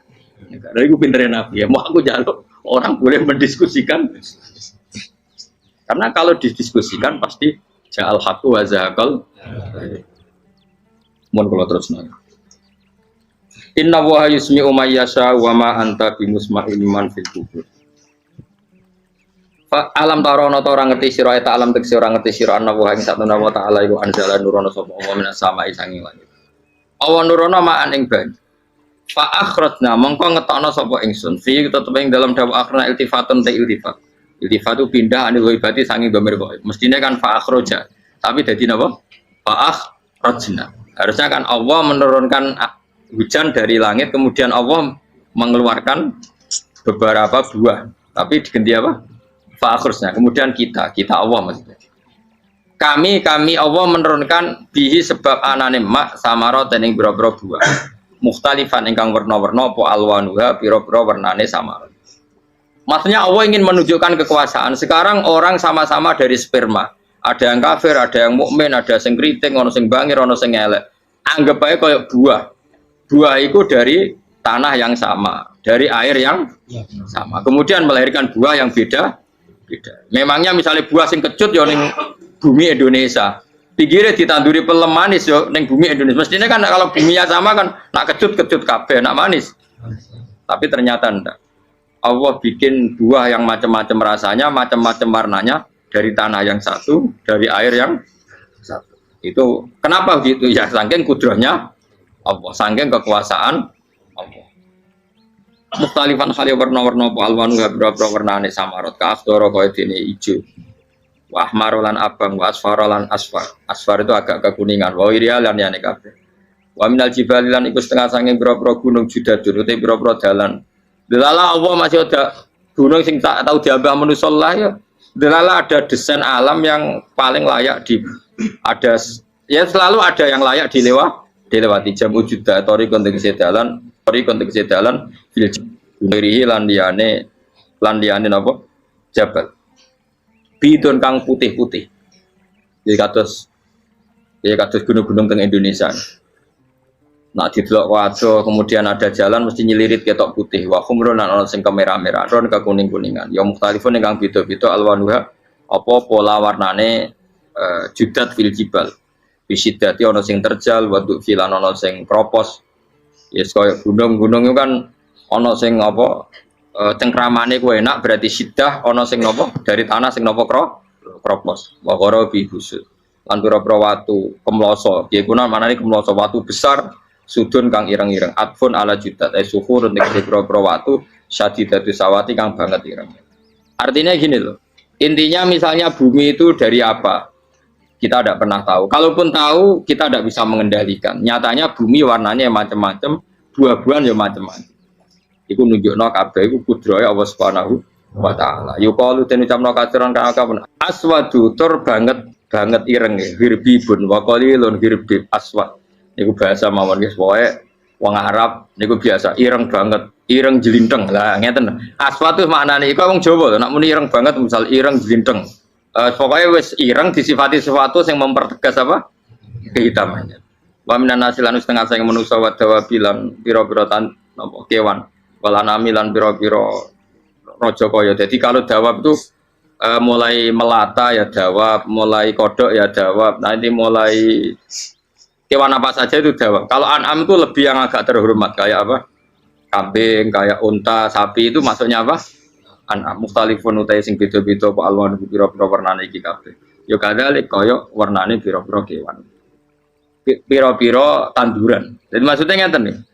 Kalau sama nangan-nangan, misalnya sapi putih, engkau tahu-tahu dia anak rodok kemerah-merahan, engkau dia anak ke hitam dari mani yang sama. Dulu-dulunya misalnya, enggak Gus, kalau hitam itu pasti babanya ada yang agak hitam. Senajan toh sekarang pas bapaknya, indukannya, ibunya sudah putih, tapi tetap aja asal usulnya dari satu. Ya tetap asal usulnya dari satu. Sekarang jadi variasi banyak, tetap asal usulnya satu. Kok sampai beda-beda itu kabeh kekuasaane Allah. Kakhtilafi simari kaya dene bedane pira-pira buah wal jibali lan yang memahami itu semua tentu ulama. Innama yakhshawaha min ibadihil ulama. Innama yakhsham sine wedi banget Allah min ibadi sing pira-pira kaulane Allah sapa ulama pira-pira ulama. Allah itu menilai itu tidak sama dengan pikiran kita. Makanya kubu sebelah ini terlalu ekstrim. Memaksa Allah berpikiran kayak dia. Satu karena kurang ngaji. Nomor dua ya tadi emosinya lebih tinggi ketimbang intelektualnya. Ini penting saya utarakan. Ternyata orang yang jawab tadi apa nilainya plus, yaitu dia iman sama dawai Rasulullah Shallallahu Alaihi Wasallam. Kalau yang namanya saksi itu penting. Cuma dia mendapat cara itu lewat suap. Tapi kan iman. Iman kalau dawai Nabi itu benar. Kalau ada saksinya pasti min ahlil jannah. Terus dia nyari saksi harus dibayar ya dibayar. Sekarang sama iya 1 juta nah. Sekarang saya tanya di KPPS atau di mana-mana saksi pemilu itu dibayar enggak? Dibayar sah apa enggak? Sah.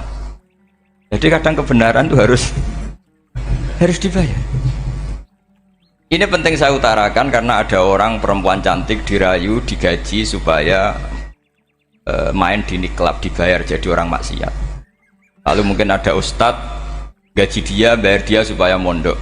Nggak tahu terusannya apa, terus dibayar apa enggak tahu saya.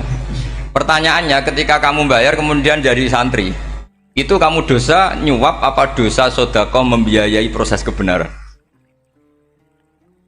Sodako.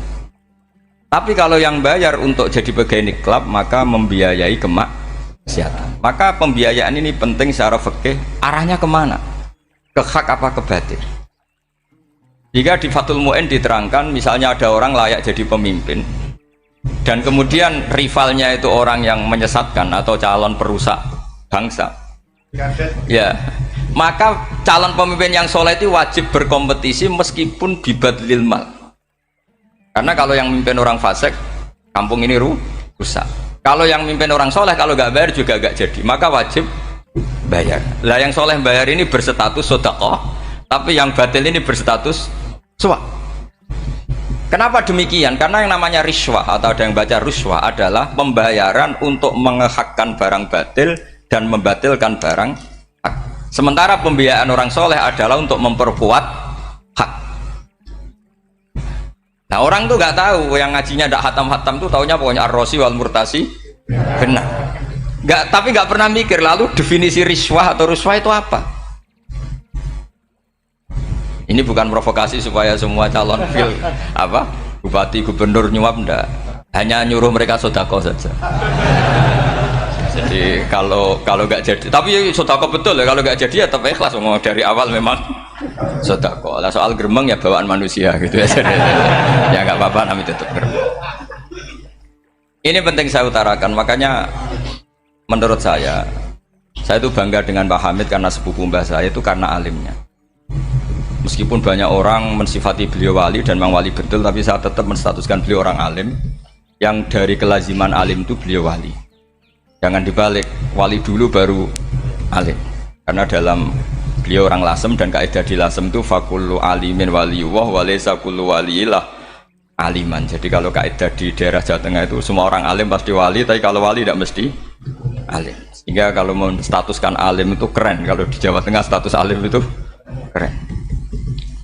Dan soal keramat yang kaitannya dengan Mbah Mun itu masyhur itu dulu ketika Mbah Hamid santai-santai sama Pak D. Taifur sama keluarga lah. Beliau mau istirahat, kemudian yang datang Kiai Maimun, Mbah Mun zaman itu masih dipanggil Gus. Apa pur, ada Pak Taifur di situ. Kata Pak D. Taifur, kalau manggil Pak D itu Gus Mun. Dan itu Mbah Hamid ngendikan rojulun alimun, ada Pak Taifur, orang lelaki yang alim yang wali. Di beliau muji Mbah Mun juga alimun dulu, rojulun alimun wali. Ini penting saya utarakan karena kesanatan keilmuan beliau jelas dari beberapa keluarga di Lasem. Karena di daerah Fakhriyah itu yang tempat lahirnya Pak Hamid juga lahirnya mbah saya. Itu mbah-mbahnya sudah orang alim, termasuk Kiai Sidik Jember itu juga lahirnya di kawasan pondoknya Pak Hamid Fakhriyah. Dan Kiai Sidik punya anak yang namanya Ahmad Sidik yang jadi Rois Am, yang sekarang ada Gus Firjon macam-macam, itu semuanya juga keluarga Lasem. Nah saya cerita keluarga ini penting bukan karena tafakhur atau tabai, bukan, karena Allah itu membuat satu tradisi besar memang lewat dzurriyyah. Sehingga Allah ngendikan misalnya ulaikal ladzina an'ama Allahu 'alaihim minan nabiyyin min dzurriyyati Adam wa mimman hamalna ma'anuh wa min dzurriyyati Ibrahim wa Israila wa mimman hadaina wastabaina. Karena tanpa dzurriyyah itu enggak ada tradisi, enggak ada kultur. Misalnya saya menjadi hafal Quran, dulu bapak saya itu tiap zaman Pak Hamid masih sugeng, yang semaan di sini itu pasti bapak saya, namanya Kiai Haji Nur Salim. Kadang diajak baca Quran di kamarnya Kiai Hamid. Karena kalau bapak saya itu mantu ponaan sama Pak Hamid. Itu dulu bapak saya memotivasi saya supaya hafal Quran itu gini, kowe kudu hafal Quran. Nak kowe rapal Quran, iku kepaten obor. Kok anak merapal luwe duwe alasan. Jadi kalau ada Gus tidak alim itu mesti salah bapaknya. Karena kalau bapaknya bisa baca Wahab, anaknya mau baca primbon tuh malu. Tapi kalau bapaknya sudah bacanya WA, anaknya jadi primbon. Era cucu sudah dukun. Era cucu sudah kayak Dimas Kanjeng, nanti itu pasti. Karena nggak ada rasa malunya. Tapi kalau bapaknya alim, baca Wahab misalnya, juga qanaah, anaknya juga itu figurnya. Cucunya juga gitu figurnya, makanya disebut dzurriyyatam ba'duha min ba'd. Ini penting.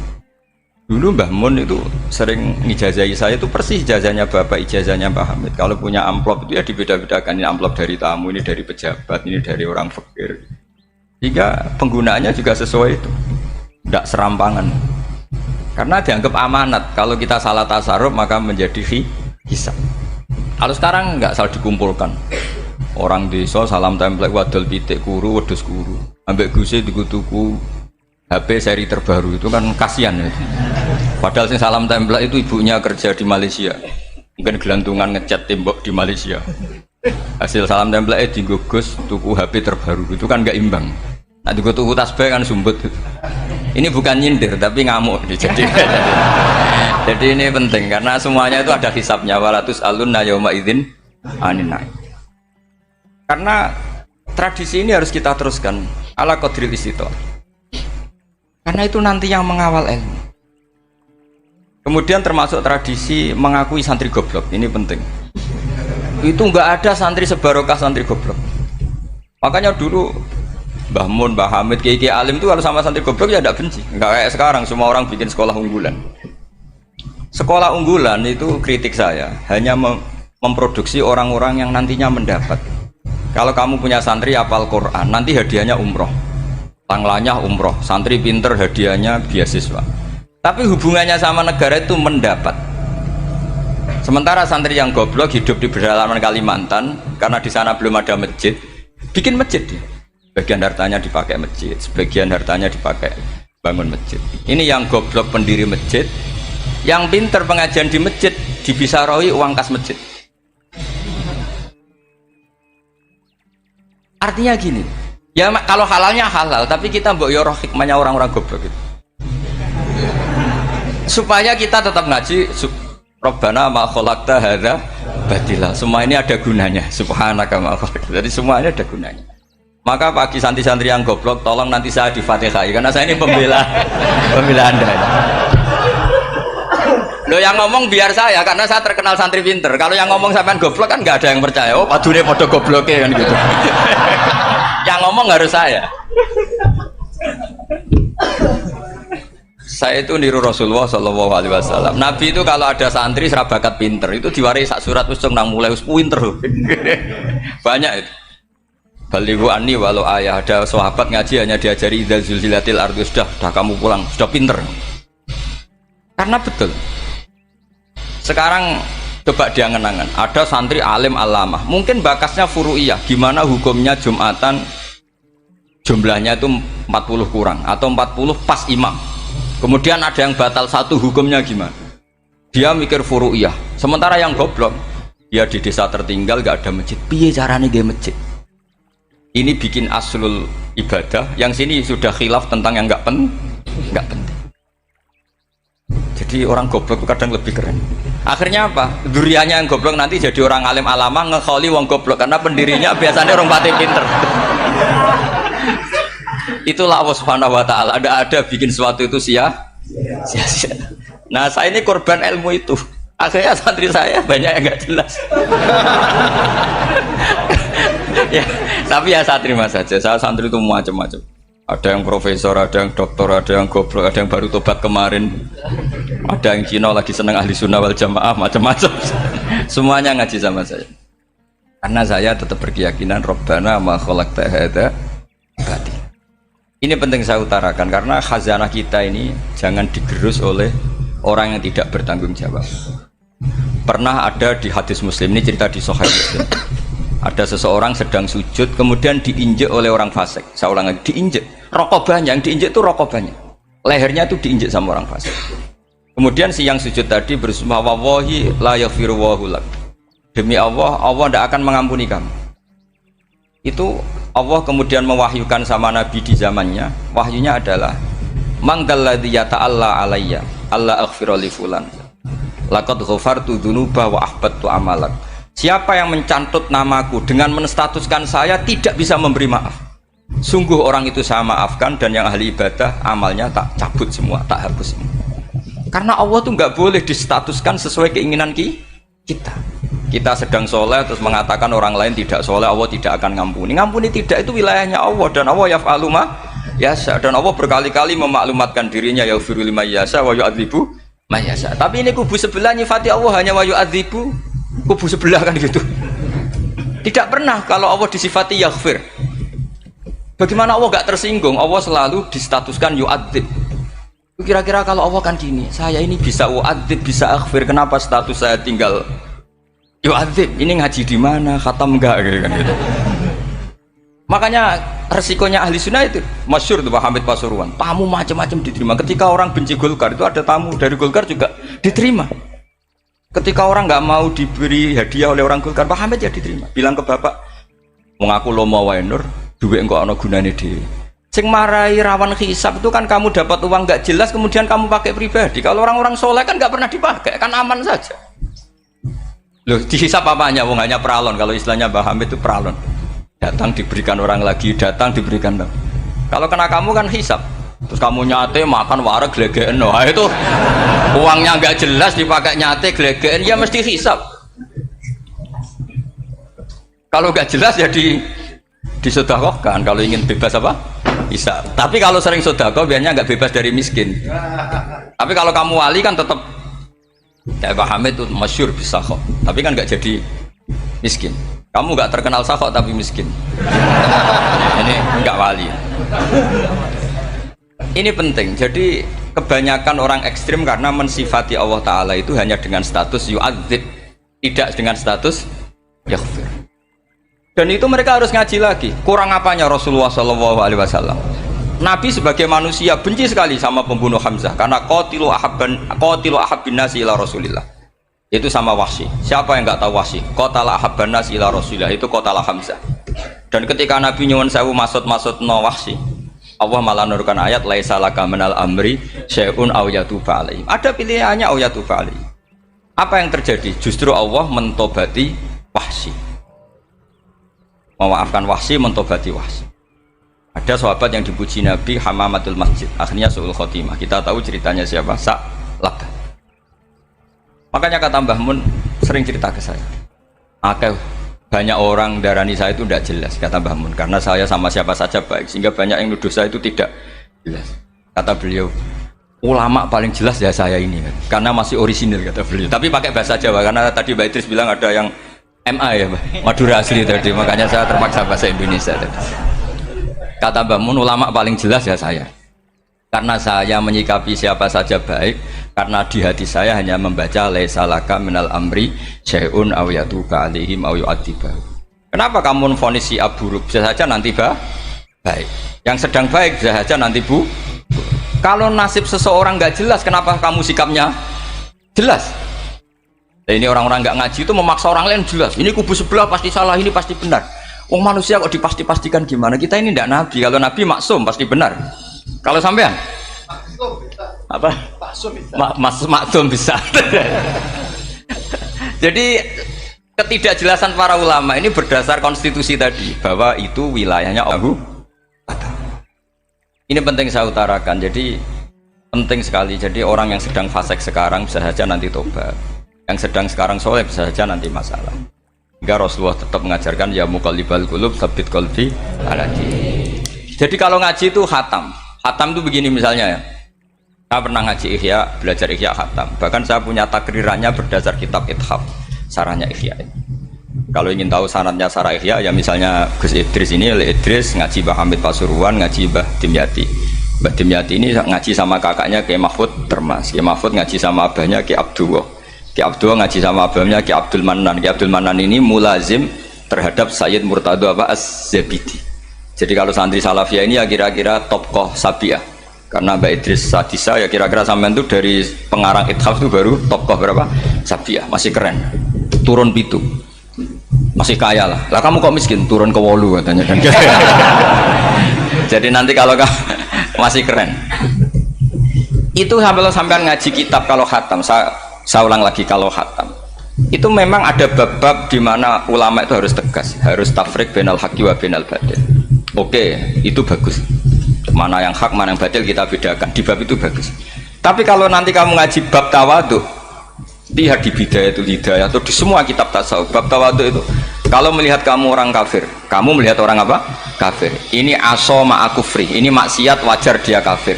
Saya ini muslim kok maksiat. Fadham bi akbah, maka dosa saya lebih buruk.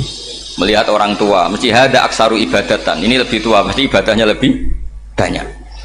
Nanti kalau melihat anak kecil, hada azharu minni sinnan, pasti maksiatnya banyak saya. Jika terus evaluasi gitu, sehingga nggak pernah takabur.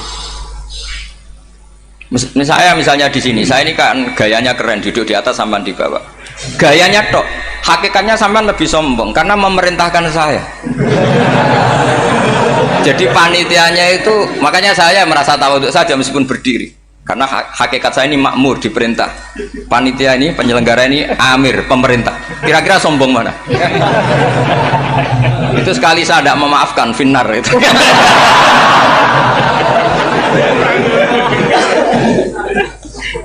Tapi insya Allah tak maafkan.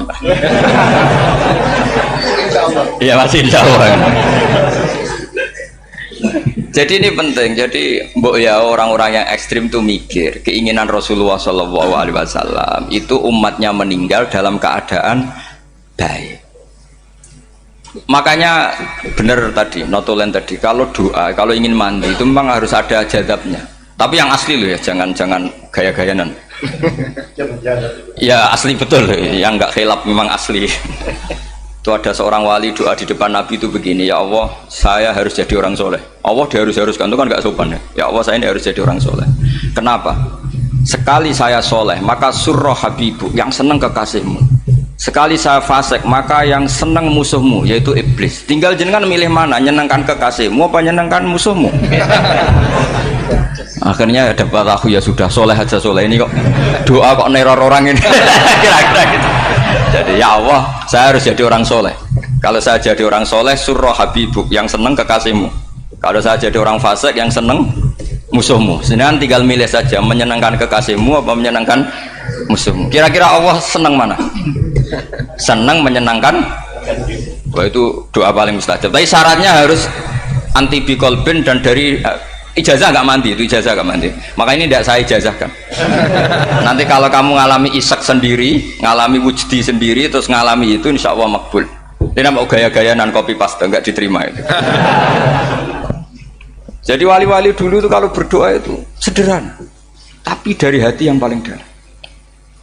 Makanya Nabi Musa itu terkenal. Orang paling seenaknya sendiri dan Nabi Musa hubungannya dengan Allah. Tapi sama Allah dimaafkan karena orisinil, tidak bikin-bikin. Rasulullah juga itu, kalau sudah marah itu doanya gitu. Cuma celakanya ditiru Nira Warisman dulu itu. Nabi itu ketika perang Badar itu jelas kalah, nggak mungkin menang, sudah jelas kalah. Nabi hanya 313, orang kafir 1000 dengan perlengkapan apa? Sudah lengkap semua. Setelah perang dilihat itu jelas kalah. Seri awal yang memang kalah betul. Doanya Nabi apa? Allahumma intuhlik hadil isobah lam tu'bad badal ya. Ampun Gusti, silahkan bikin kalah, tapi ra ono sing roh najenan pangeran. Mohon lahiran jenazah di pangeran, serano sing roh. Enggak ada ibadah. Intuhlik hadil isobah lam tu'bad badal ya. Kalau engkau menghancurkan kelompok saya ini, jenengan sebagai Tuhan tidak ada yang nyembah lagi. Karena yang nyembah tinggal kelompok kita. Tapi yang ngendikan Nabi, kalau kamu niru tidak bisa. Gak bisa kamu doa, ya Allah saya ini santri salafiyah, kalau saya bodoh menjadi presiden buruk terhadap alumni salafiyah. Gak apa-apa sekali-kali doa gitu. Tapi kata Allah lainnya masih banyak.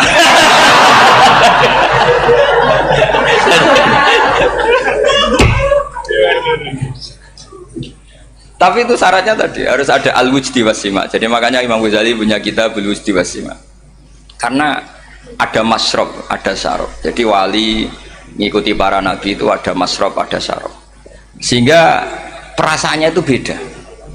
Saya punya sekian contoh. Makanya tadi saya bilang di sini yang cerita nanti tak baca Arabnya ya tabarruk dengan jamil apa salim. Jadi Nabi menyontohkan gini ya.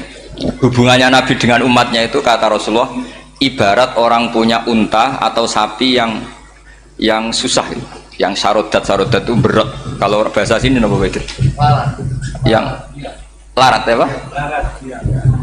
Melayu.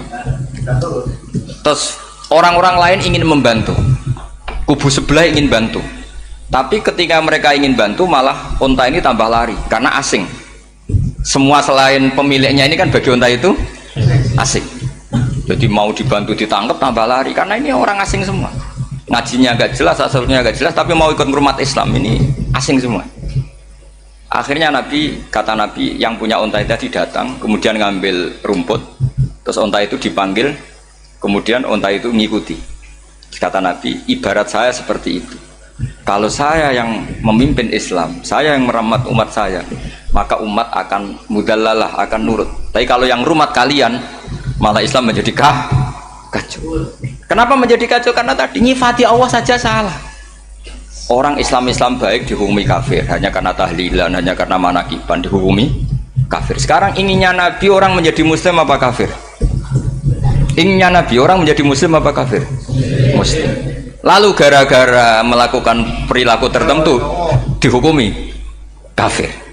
Iya, ziarah wali songo musyrik, nyekel patok musyrik. Katanya minta sama mayit. Padahal saya andekan jadi mayit itu diziarahi sampean nggak seneng. Nggak senengnya karena ya kadang murid itu jari gurunya ya kurang ajar. Masa gurunya dibilang gini, ya Allah, ingkana musinan fazid fi ihsani, wa ingkana musian fatajawas andu. Kata gurunya, soleh tenan darani ingkana. Makanya saya tidak suka zaman ziarah ke saya. Kecuali doanya ditasihkan dulu ke saya. Makanya nggak boleh ziarah itu pada Nabi, bisa murtad kan? Coba itu baca di depan Nabi, murtad gak? Ya Allah, kalau ini baik maka gini, kalau buruk. Masa Nabi baiknya ingkana? Lah orang-orang yang menyerang kita kan, itu gak ada zaman sahabat doa seperti itu. Ya mesti gak ada, mana mungkin sahabat baca itu di depan Nabi. Masa Nabi didoain, ya Allah kalau dia baik maka fazid, maka kalau dia buruk, ya gak mungkin. Lah mereka nyerang kita itu gak ada dalam sejarah sahabat. Ya sahabat kok nahlili Nabi itu gak Nabi, mau didoain maghfir lahu. Kan ngenyek kanjeng Nabi jadi ngono ighfir lahu. Ya mesti saja sahabat gak akan tahlilan ya. Yang kabudut itu Rasulullah, bahkan diistilahkan kabudut saja salah, intaqala ila rafiqil ala. Nah kalau sampai harus ditahlili, kalau enggak yang rokok betul. Amalnya pas-pasan, dosanya berkelanjutan. Kondak gimana? Punya tanah warisan yang hasil ngerebut milik orang lain. Kamu sudah mati, dipakai anak cucumu. Ini berkelanjutan nggak dosanya? Berkelanjutan, berseri-seri. Mereka kalau nyerang kita kan sahabat tidak melakukan itu untuk Nabi, ya nggak mungkin lah sahabat mendoakan itu pada Nabi, kan nggak mungkin. Coba kalau kamu jadi mayit, terus kamu gurunya, terus ada murid kamu bilang Allahumma ingkana musinat fazid fi ihsani wa ingkana musian fatajawaz anhu. Mesti kalau kamu bisa bangun. Ya Allah, cong meyakini saya soleh itu masih ingkana. Kalau guru saya soleh maka, kalau guru saya buruk maka, itu kan taklek namanya Pak. Itu kan kurang ajar. Loh, saya tidak pernah doa gitu di depan Muhammad Basuran, tidak pernah. Saya kalau doakan bangun ya tidak pernah gitu. Allahumma ali darajati fil jannah gitu. Saya nggak pernah ingkana nggak pernah. Karena andekan itu saya juga sama kok. Cuma kalau ada orang doa di bangun gitu ya karena orang lain ya tak biarin. Tapi saya tidak bilang amin, ya biarin aja sudah. Tapi kalau santri sarang nggak usah lah doa ya apa?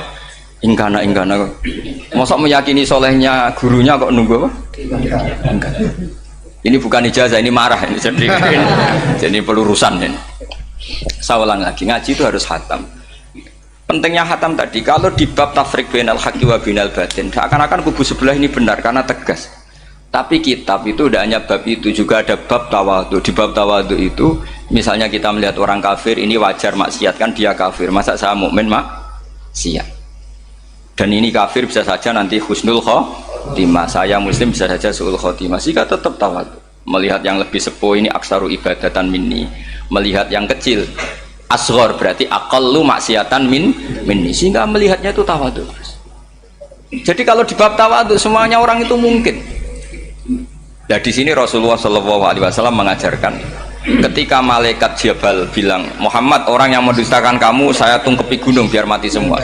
Kata Rasulullah, saya berharap keluar dari tubuh mereka min aslabihim, dari keturunan mereka orang-orang sing mukmin. Sudah karuan kafir saja Nabi tidak berhenti berharap. Jangan-jangan nanti keturunannya mukmin, dan itu betul. Kita tahu Abu Lahab punya anak Darroh itu mukminah. Abu Jahal punya anak Ikrimah juga mukmin. Dulu Walid bin Mughirah musuh besarnya Rasulullah punya anak Khalid bin Walid. Sekarang orang-orang yang abangan gak hafal Quran, kadang anaknya hafal Quran. Lewat program PTPG, kadang yang hafal Quran malah anaknya tidak hafal. Makanya kalau pas wisuda sampai bingung, gurunya itu sampai nangis. Kenapa nangis? Ini anaknya orang nggak hafal Quran tak wisuda hafal, saya gurunya tidak hafal kata. Lah kenapa bisa jadi hafid? Karena guru sewaan kata. Itu banyak sekali. Ini penting saya utarakan supaya ekstremitas itu berkurang. Logika-logika yang dibangun ulama itu ngikuti riwayat.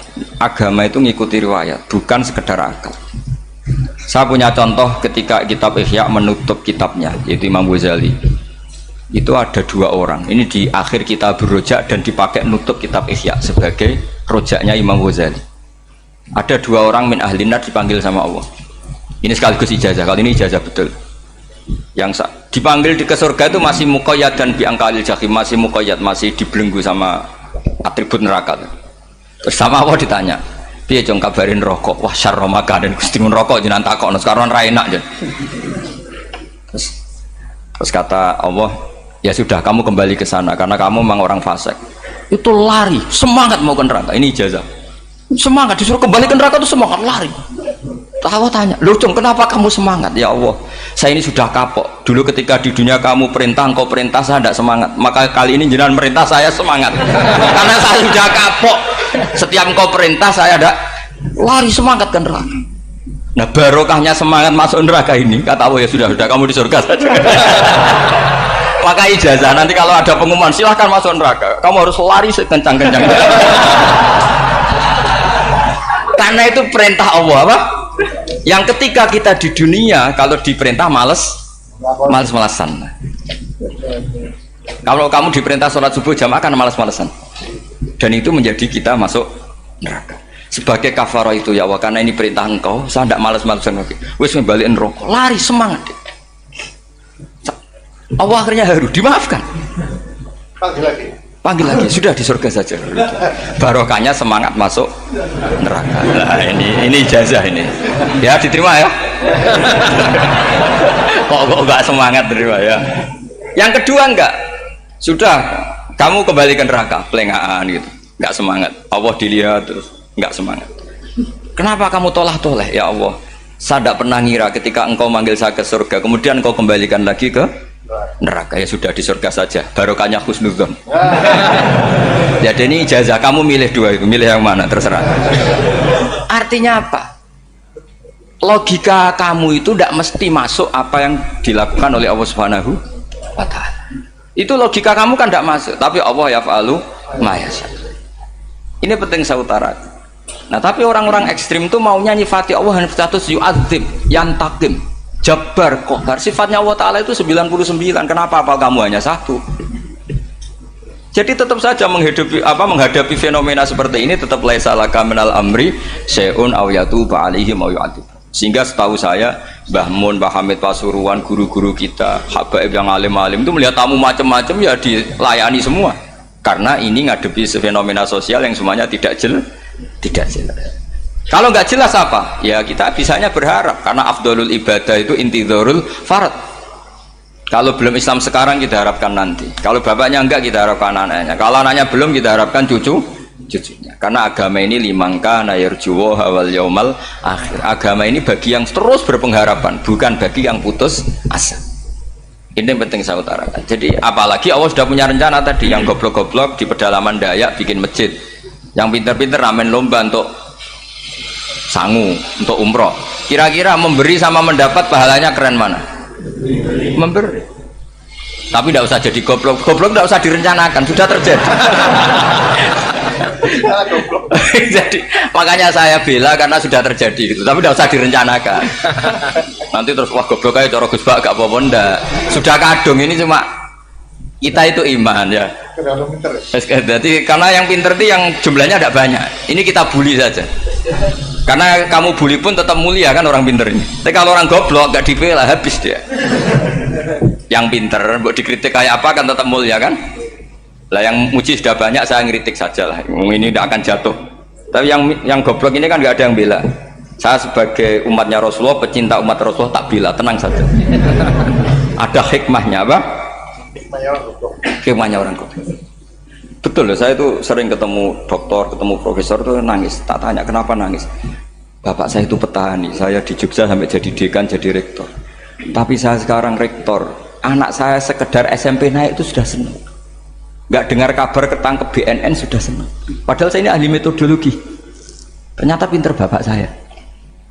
Karena bapaknya tadi hanya petani bisa menjadikan anaknya profesor. Tapi profesor tidak mesti bisa jadi. Anak saya naik SMP aja sudah senang. Karena Allah ingin membuktikan pinter kamu itu tidak ada artinya di depan iradatullah. Di depan apa? Iradatullah. Supaya orang tunduk.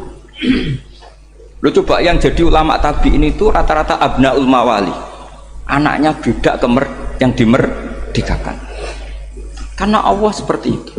Ada yang tokoh yang tadi dzurriyatam ba'duha min ba'd, itu harus kita jaga. Saya termasuk orang yang ditakdir punya mbah-mbah alim, itu juga harus dijaga. Yang enggak alim peluangnya masih banyak. Banyak sebanyak-banyaknya. Asal tadi lewat jalur sregep, dan kalau bodoh ngaji saya nanti. Tak ajari robbana ma khalaqta hadza napa? Karena ayatnya gitu, min dzurriyyati Adam wa mimman hamalna ma'anu wa min dzurriyyati Ibrahim wa Israil. Terus terakhir ditutup wa mimman hadaina wajtabaina.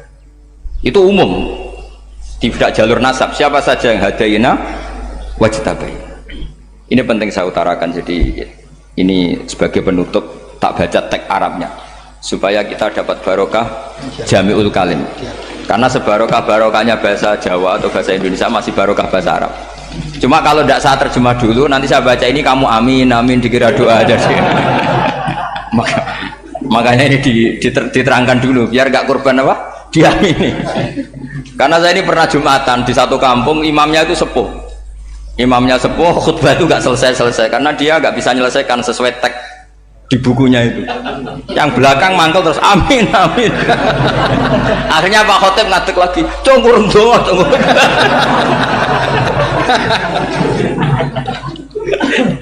Ya ini masih teks Arab, tapi yang belakang sudah apa? Amin amin. Ya saya baca. Yang disimak. Bismillahirrahmanirrahim. Waruya anak Arabian ja'ahu yatlubu min husay'an fa'atahu. Sumaqala ahsantu ilaika. Dikasih sesuatu ya tadi saya contohkan, misalnya dikasih hanya 10.000. Qala al-Arabiyullah wala ajmalta, kamu ya belum berbuat baik. Faghadibal muslimun wa qamu ilaihi. Orang-orang Islam marah besar karena Nabi dikomentari la ajmalta, kamu tidak orang baik. Fa asyara ilaihim an kuffu, kata Nabi jangan kamu pukulin. Kalau di Madura sudah tuntas tuh kena celurit itu kalau. Sumakoma, kalau di MA ada dia di Madura asli tadi ya. Sudah tuntas. Sumakoma wa dakhala manzilahu. Setelah itu terus arsala ilahi sallallahu alaihi wasallam wa zadahu syai'an. Kemudian Nabi menyuruh dia, ayo masuk rumah terus ditambahi. Faqala ahsantu ilaika qala na'am fajazakallahu min ahlin wa asyiratin khairan. Setelah ditambah banyak sama Nabi, saya sudah baik sama kamu. Wah, baik kalau sekarang baik. Itu mengatakan baik karena ditambah uang loh. Bukan karena dari nuraninya, karena ditambah uang, ditambah duit. Amplopane ditambahin. Faqala lahu Nabi sallallahu alaihi wasallam, innaka qulta ma qulta wa fi nafsi ashabi min dzalika syai'un. Fa in ahbabta faqul baina aydihim ma qultu baik. Ma qulta baina yadayya hatta yadhaba ma fi sadrihim alaika. Kamu tadi ngomong dan menjadikan sahabat saya tersinggung. Coba sekarang klarifikasi supaya mereka clear apa? Itu menunjukkan klarifikasi itu termasuk wataknya Rasulullah Shallallahu Alaihi Wasallam. Tadi kamu menyinggung saya di depan umum, maka sekarang kamu muji saya juga harus di depan umum supaya clear, supaya mereka tidak punya perasaan macam-macam. Sudah akhirnya qala na'am falamma kana al-ghadu awil asyu ja'a faqala sallallahu alaihi wasallam inna hadzal arabiyya qala ma qala fazidnahu fazama'nahu radiya kadzalik qala na'am fajazakallahu min ahlin wa asyiratin khairan. Terus faqala Nabi sallallahu alaihi wasallam, ini penting ya bagi semua dai, bagi semua ustaz. Masali wa masalu hada masalu rajulin lahu naqatun syaradat alaihi fattaba'an nasu wa fa'atba'an nasu falam yaziduha illa nufuran fanadahum sahibuha khallu baini wa baina naqati fa inni arfaku biha minkum.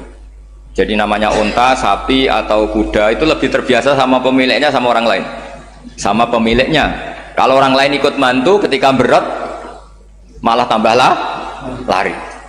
Sama kiai sama umat tuh, kalau kiai kan punya syafaqah sama umat, maka ininya umatnya dimaafkan. Tapi kalau kubu sebelah ininya mengkafirkan, mendosakan, membid'ahkan, nah, itu bisa diharap nggak umat mau kembali, malah lari. Makanya saya pernah ngalami ini serius. Ada orang tukang ngafir-ngafir nawang NU gitu. Di majelis, satu majelis dengan saya. Singkat cerita saya NU pinter, waya jamaah duhur itu waya sholat. Ayo jamaah, aku gak sholat. Kenapa? Kafir sholat bareng. Gak wajib bang kafir sholat. Tidak usah kafir, sholat saja. Mereka itu kan omongannya ta'arud, mengkafirkan kita tapi mewajibkan kita sholat. Sholat wajib gak bagi orang kafir? Gak wajib. Berani gak mereka mengatakan yang dikafirkan tidak perlu sholat karena sudah kafir? Berani gak kira-kira? Gak berani. Jadi omongan mereka itu paradoks semua. Karena memang gak pernah ngaji. Gak pernah apa? Gak pernah ngaji. Ngajinya betul-betul. Gak pernah khatam tadi. Ya, jadi kata Rasulullah, fa inni arfaqu biha minkum wa a'lamu fatawajjaha baina yadayha fa akhadha minkum mil ardi faradda hatta ja'at wastana wa shadda 'alaiha rahlaha wastawa 'alaiha wa inni law taraktukum kaqaulihi. Terus ya sudah seperti itu. Faradda hatta ja'at wa shadda 'alaiha rahlaha wastawa 'alaiha wa inni law taraktukum terus itu walhasil itu terusannya hadis itu, kalau saya membiarkan dia dengan keyakinannya tadi mengkritik saya dan dia mati maka dakholan. Jadi intinya gini, senang Nabi dibayar itu sah. Senang Nabi dibayar itu sah. Senang Nabi dibayar itu sah. Jadi ya kalau ada maulid terus kiainya ngasih makan-makan terus menjadi senang Nabi karena ada Bukharinya, itu juga sah. Ono zaitune sah. Terus kiainya senang karena untuk amplop juga sah. Jadi ini sudah ini sama-sama sah. Karena untuk kebaikan selalu sah. Makanya mungkin di sini ya habis doang kajian di sini mesti ada sarapannya pertama. Iya. Kopi dan sarapan ngaji pagi. Yeah. Jadi orang datang ingin sarapan tidak apa-apa. Tidak apa-apa, sah itu. Sah. Sayyid Muhammad juga gitu, kalau ada orang ngaji dikasih uang juga sah.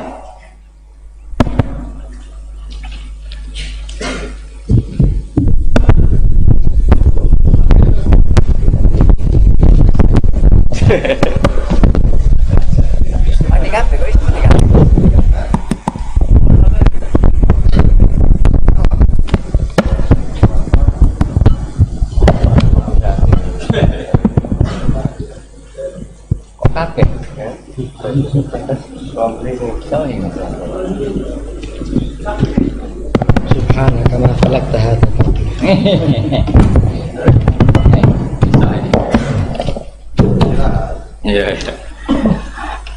ya, jadi ini jelas ya, jadi riwayat ini jelas. Kemudian riwayat yang ada di kitab Bukhari ketika Rasulullah didustakan, dibuli, ini wa ana mahmum ala wajhi falam astafiq illa wa ana biqarni sa'alib, yang di bawah garis itu ada yang di Bukhari.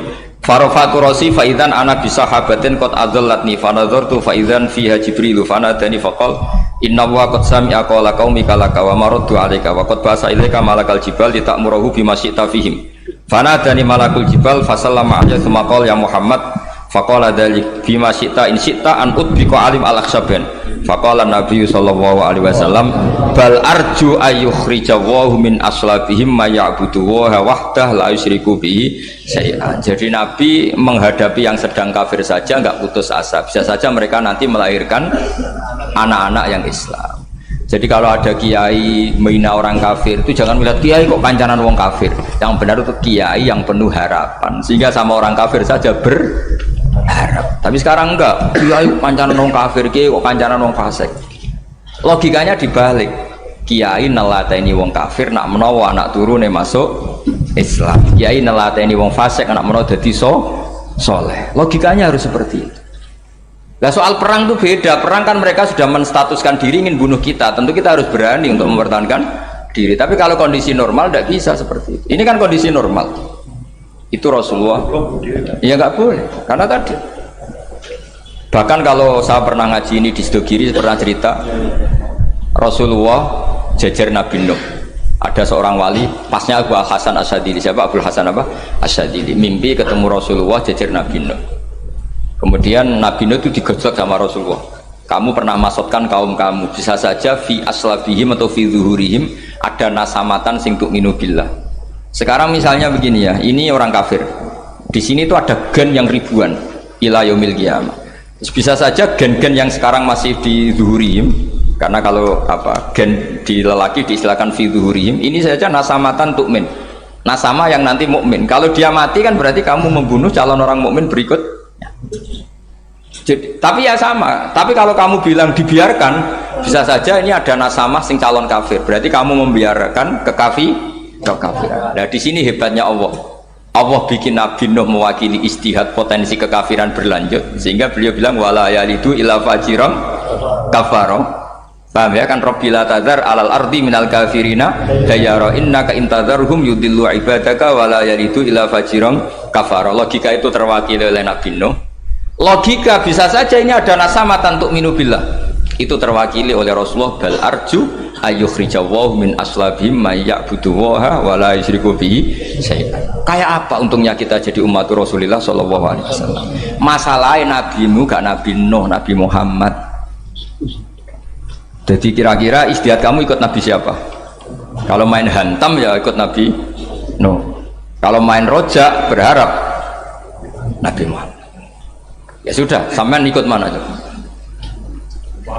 Nabi Muhammad. Ini penting saya utarakan supaya apa-apa itu terukur lewat ilmu. Ya pokoknya istilah kayak Wali Songo yang tercerminkan sampai ke kita kayak Pak Hamid, karena Pak Hamid ini sanadnya secara gen itu sampai Sunan Bonang, di silsilah itu sampai Sunan Bonang. Saya punya catatan nasabnya Pak Hamid Pasuruan sampai Sunan Bonang, ditulis Mbah Khim itu ya, pas 40 harinya Mbah Hamid itu silsilah itu. Saya kira demikian, saya mohon maaf atas semua kesalahan. Wah, baru mulai. Ya Santi Putri itu gak usah mikir besar berat-berat, yang penting nurut suami, itu kata para suami. Tapi kalau suaminya gak layak diikuti ya diberontak saja gitu. Karena gak ada sesuatu yang luar biasa kayak perempuan. Itu kata Sayyidina Umar, pernah dia mau jalan ya, dicegat sama Khawlah itu bintu Salabah. Itu sampai 3 jam, padahal Umar sudah Amirul Mukminin. Sudah siapa? Amirul Mukminin. Tapi ketika ditanya, kenapa engkau berhenti karena orang tua ini? Kamu tahu orang tua ini siapa? Ini ketika protes itu didengar langit sabtuju, yaitu yang di ayat qad sami Allahu qaulal lati tujadiluka fi zawjiha wa tastaqi ila Allah. Jadi sing protes wong wedok ora trimo bojone, Kanjeng Nabi diprotes. Ya singkat cerita, Khawlah itu cantik. Memang contohnya harus cantik. Kalau jelek nggak bisa. Khawlah itu cantik sekali. Walhasil dia mungkin khed atau apa, lama mungkin khed. Terus suaminya datang, Aus bin Somit ini datang, melihat istrinya pas sujud. Di semua teks riwayat fa'ajabatu ajizatuha. Makanya gambarannya harus cantik. Enggak usah diterjemah ya, fa'ajabatu ajizatuha. Singkat cerita, Aus itu minta dilayani saat itu juga. Si Khawlah nggak mau karena sedang ibadah. Bongkok sih mas kok dalu. Enggak, kok sekarang. Saking mangkelnya karena agak kesampaian. Ya orang lanang kan gitu, mesti kotor kalau nggak kesampaian. Terus Zuhara minha, dia melakukan dihar. Anti aliyah ka dhuhri ummi. Dulu dihar dalam hukum jahiliyah adalah tolak. Setelah ditihar, Aus getulnya bukan main karena Khawlah ini cantik. Makanya contohnya cantik, karena kalau nggak cantik nggak getun itu. Terus kalau nggak cantik juga suaminya nggak kesusu gitu. Sudah tahu semua pokoknya gitu. Singkat cerita akhirnya suaminya datang ke Rasulullah. Ya Rasulullah, saya ini sangat mencintai istri saya, tapi tadi saya keterucut dihar dia. Lalu solusinya gimana? Ini karena tambahnya khas perempuan, kata Mbak Idris, ya sudah tak turut, ini khas perempuan. Kemenangan partai apa? Perempuan. Tapi tidak PSI, ini kemenangan partai perempuan. Kata Rasulullah, sementara hukumnya begitu. Kalau dihar itu biman zilatit tolak. Ya sudah, kamu nggak bisa kumpul lagi sama dia. Istrinya dikasih tahu, protes. Apa? Hukum apa-apaan itu? Diparani Rasulullah. Ini hukum tidak benar ya Rasulullah. Ya tapi setahu saya hingga detik ini saya sebagai Nabi hukumnya baru begitu. Nggak benar. Dibantah terus sama Nabi diancam gini, kalau engkau tidak bisa memutuskan, tak laporkan Allah.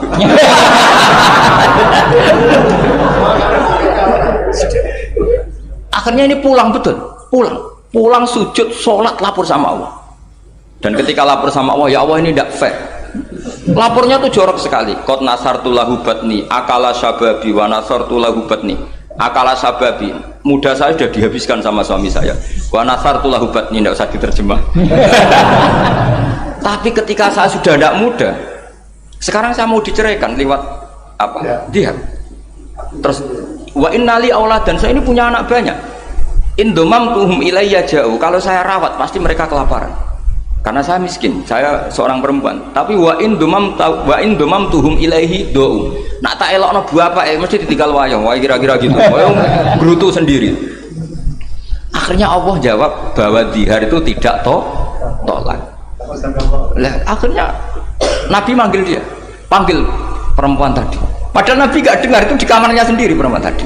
Terus qad sami Allahu qaulal lati tujadiluka fi zawjiha wa tastaqi. Itu semua teks ya tujadilu. Allah mendengar perempuan, lati itu perempuan, tujadiluka sing madoni kowe Muhammad.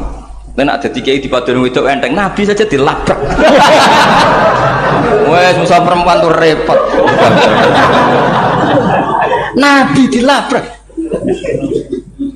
sampai jadi surat Mujadilah. Makanya saya kalau baca Mujadilah dan baca Mujadalah, ini kaitannya dengan tasrif. Jadalah yujadilu mujadalatan, karena sekali nggak bisa tasrif nggak sah jadi mufassir. Ya jadi kalau kafaro ya kafiru ya takfiron.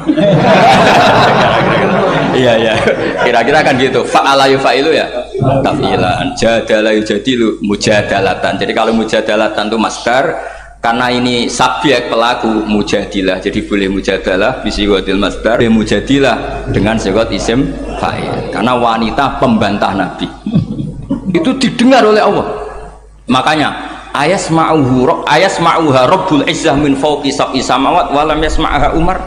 Allah saja mendengar dari langit 7, masa Umar gak mau mendengar? Jadi makanya kalau Umar macam-macam, orang nyewa khaulah, kamu yang ngomong. Lagi-lagi dengan assalamualaikum warahmatullahi wabarakatuh.